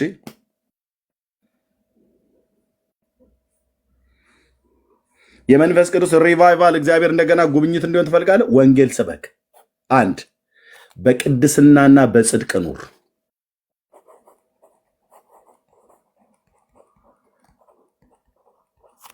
በቅድስናና በጽድቅ ህይወት። ይህ ህይወት እግዚአብሔርን ይስበዋላ፣ ያመጣዋላ። የእግዚአብሔር ፕሬዘንስ፣ የእግዚአብሔር መገኘት፣ ያለ ቅድስና እርሱን ማየት አይቻልም ተብሏል። በቃ እንኑር። ራሴን ጨምሬ በምሕረት በፍቅር እንመላለስ። የእግዚአብሔር ማዳን በዘመናችን ካየኑ የበለጠ እንድታየው ከፈለክ ህይወት ነው የሚፈልገው ጌታ እንጂ የፈረስ መልክ መሰሉ። ጌታ አሁን የልጄን መልክ የሚመስሉ ብሎ ከሰማይ ይጠብቃል። እኛን ሰባኪያን የፈረስ መልክ የሚመስሉ ብሎ የፈረስ መልክ ናፋቂ አድርገውን አሜን አሜን ብለን በቃ የደጋ ፈረስ ለመምሰል ምኞታችን ማለት ነው። የእውነት ለመናገር የአንዳንዱ ሰው ህይወት ከፈረስ አይነት የፈረስ መልክ ያለው ይመስላል።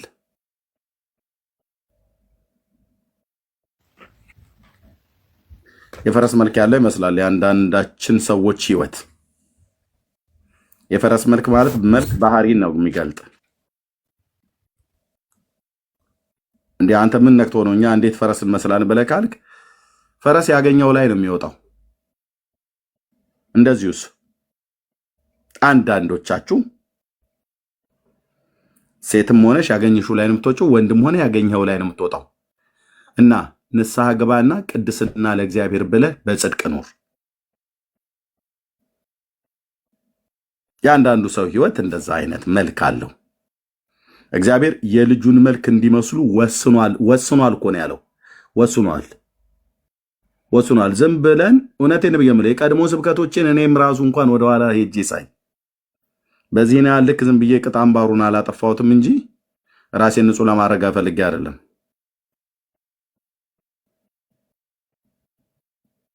የኋለኛውና የፊተኛው ዝናብ ለካ ከአድቬንቲስት ነው የቀዱት ማለት ነው። የኋለኛውና የፊተኛው ዝናብ ምንም አታካብድም ብራዘር፣ በቃ የበልግና የመከር ዝናብ ነው። እስራኤል ከሰማይ በሚወርድ ጠል ነው 2 ጊዜ ዝናብ ይዘንብላት ነበር። በዝናብ ነበር ይንቀሳቀሱ የነበሩት። የውሃ ጉድጓዶችን ሁሉ ይቆፍሩ ነበር፣ ውሃ ለማጠራቀም፣ ውሃ ለመከተር የሚባለው ማለት ነው። ጉድጓድ ነበራቸው። በሲካራ የነበረችው የያዕቆብ ጉድጓድ የተባለችው ሰማራዊቷን ሴት ያገኘባት በዚያን ጊዜ በሚዘንበው ዝናብ ጉድጓዶቻቸው ይሞሉ ነበር፣ ሞልተው ይቀመጣሉ። በጣም ዲፕ ነው፣ ጥልቅ ነው። እንደዛ አድርገው ይቆፍራሉ። ብዙ ጉድጓዶች አሏቸው በየቦታ ማለት ነው። በሲካራ ሰማሪያ የውሃ ጉድጓድ አባታችን ያዕቆብ የቆፈረው ብላ ያለችው ማለት ከብቶቹም ልጆቹም ከዚህ ጠጡ ምናምን ብላ ያለችው ማለት ነው። እንደዛ አይነት የውሃ እቆራ ስራ ነበራቸው። ምክንያቱም ከፊተኛውም ከኋለኛውም ዝናብ ውሃን ያጠራቀማሉ። ታውቃላችሁ፣ ንጹህ ውሃ መጠጥ አሁን እንኳን ላለችው እስራኤል አይ ቲንክ ይቸገራሉ ብዬ ባልልም ከሜዲትራኒያን ባህር ከዚህ ከጫማው ባህር ወስደው ሁሉ አጣርተው ነው አሁን ከተማ ውስጥ አንዳንዱ ለመጠጥ የሚጠቀሙበት። የንጹህ ውሃ ችግር አንዱ አለ ማለት ነው መካከለኛው ምስራቅ ላይ።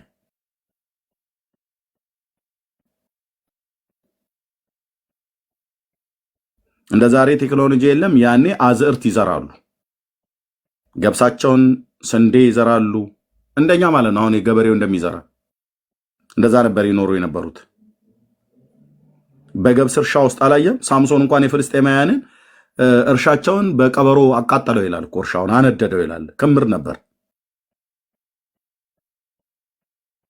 እና እንደዚህ አሁን እኛ ኢትዮጵያ ውስጥ ገብስ ስንዴ ምናምን ነገር እንደሚዘራ በዚያን ዘመን እነሱም ልክ እንደዚህ ነበር ዘርተው የሚያመርቱት። እና ገቦ ደግሞ የሚባል አለ። ገቦ የሚበቅል ሲታጨድ ዛላው ወድቆ የተቀነጠሰ ፍሬው የወደቀ ምናምን ነገር እዛ ዝናብ ሲዘንብ መልሶ ሳይዘሩት ይበቅላል። ራሱ አልዘሩትም ይበቅላል። የገቦ የሚባለው ማለት ነው። 6 ዓመት እንትን ብለው በሰባተኛው ቀን ምድሪቱን ሰንበት ይተዋታል። እግዚአብሔር ከገቦ የሚሰጣቸው ደግሞ በጣም ብዙ እግዚአብሔር እንደዚያ ያተርፍላቸው ነበር፣ እንደ ሕጉ ስርዓቱ ሲኖሩ ማለት ነው።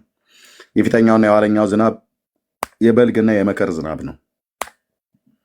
በአድቬንቲስቶች ምን ብለው እንደሚተረጉሙት አናቅም፣ ግን ወንድማችን መጽሐፉን ከላከልኝ እናነባዋለን። በጣም ብዙ ብዙ ብዙ ብዙ ብዙ ብዙ እኔም እናንተም ልንጠነቀቅ የሚገባው የእግዚአብሔር ቃል ላይ በጣም ጌታ ያስተምረን። ደግሞም ከሚያውቁም የእግዚአብሔርን ቃል ከሚያውቁ በቤተክርስቲያን ካሉ ፓስተሮች፣ አገልጋዮች ጤነኛ ትርጓሜ ከሚያስተምሩ እነሱን ሰምተን ብንማር ከብዙ ጥፋት እኔም እናንተም እንድናለን፣ ትውልድንም እናድናለን። ከእውቀት በጣም ጥቂቷን ከፍለን የምናውቀው ምንም አላቅም። ያው እግዚአብሔር ምስክሬ ነው የምልህ ምንም አናቅም። ያ እና ግን የሚማር ልብ ካለን እግዚአብሔር የሰጠን አገልጋዮች አሉ፣ መማር ነው። ብዙ ዶክሜንቶች፣ ኤቪደንሶችን ጤነኛ የተባሉ ትርጓሜ በግራ በቀኝ ማየት ጥሩ ነው እና ጸጋ ይብዛላችሁ። ተባረኩ ወንድሞቼ። እንግዲህ ከሰዓት የተነሳ ልንለይ ነው። ዛሬ ብዙ ቆይታ አድርገናል፣ በጣም ብዙ ቆይታ አድርገናል እና ያልዳናችሁ ለወደ መዳን የዳናችሁም የዳንበትን እውነት አጥብቀን እንያዝ። ጌታ ጸጋ እንዲያበዛልን እንጸልይ።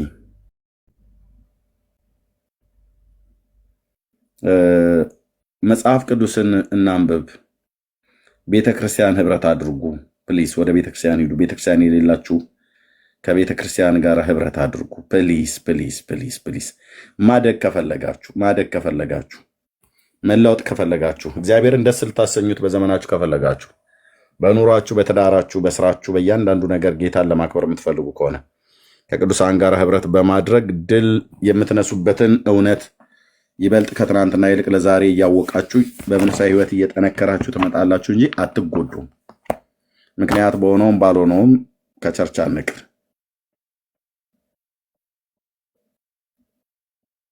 ይሄ ነው የምለው። ጸጋና ሰላም ይብዛላችሁ። እንግዲህ የምንኖርበት ሀገር ሰዓቱ ይለያያል። እናንተ ጋር ቀን ሲሆን እኔ ጋር ምሽት ነው። በጣም ረጅም ሰዓት ስለቆየው ደክሞኛል። ጥያቄ ያላችሁ ሰዎች ካላችሁ በውስጥ መስመር አገኙ። ጌታ ኢየሱስ ይወዳችኋል። ጌታ ኢየሱስ ይወደናል። ጸጋና ሰላም ከሁላችሁ ጋር ይሁን። ሰላም ሁኑ።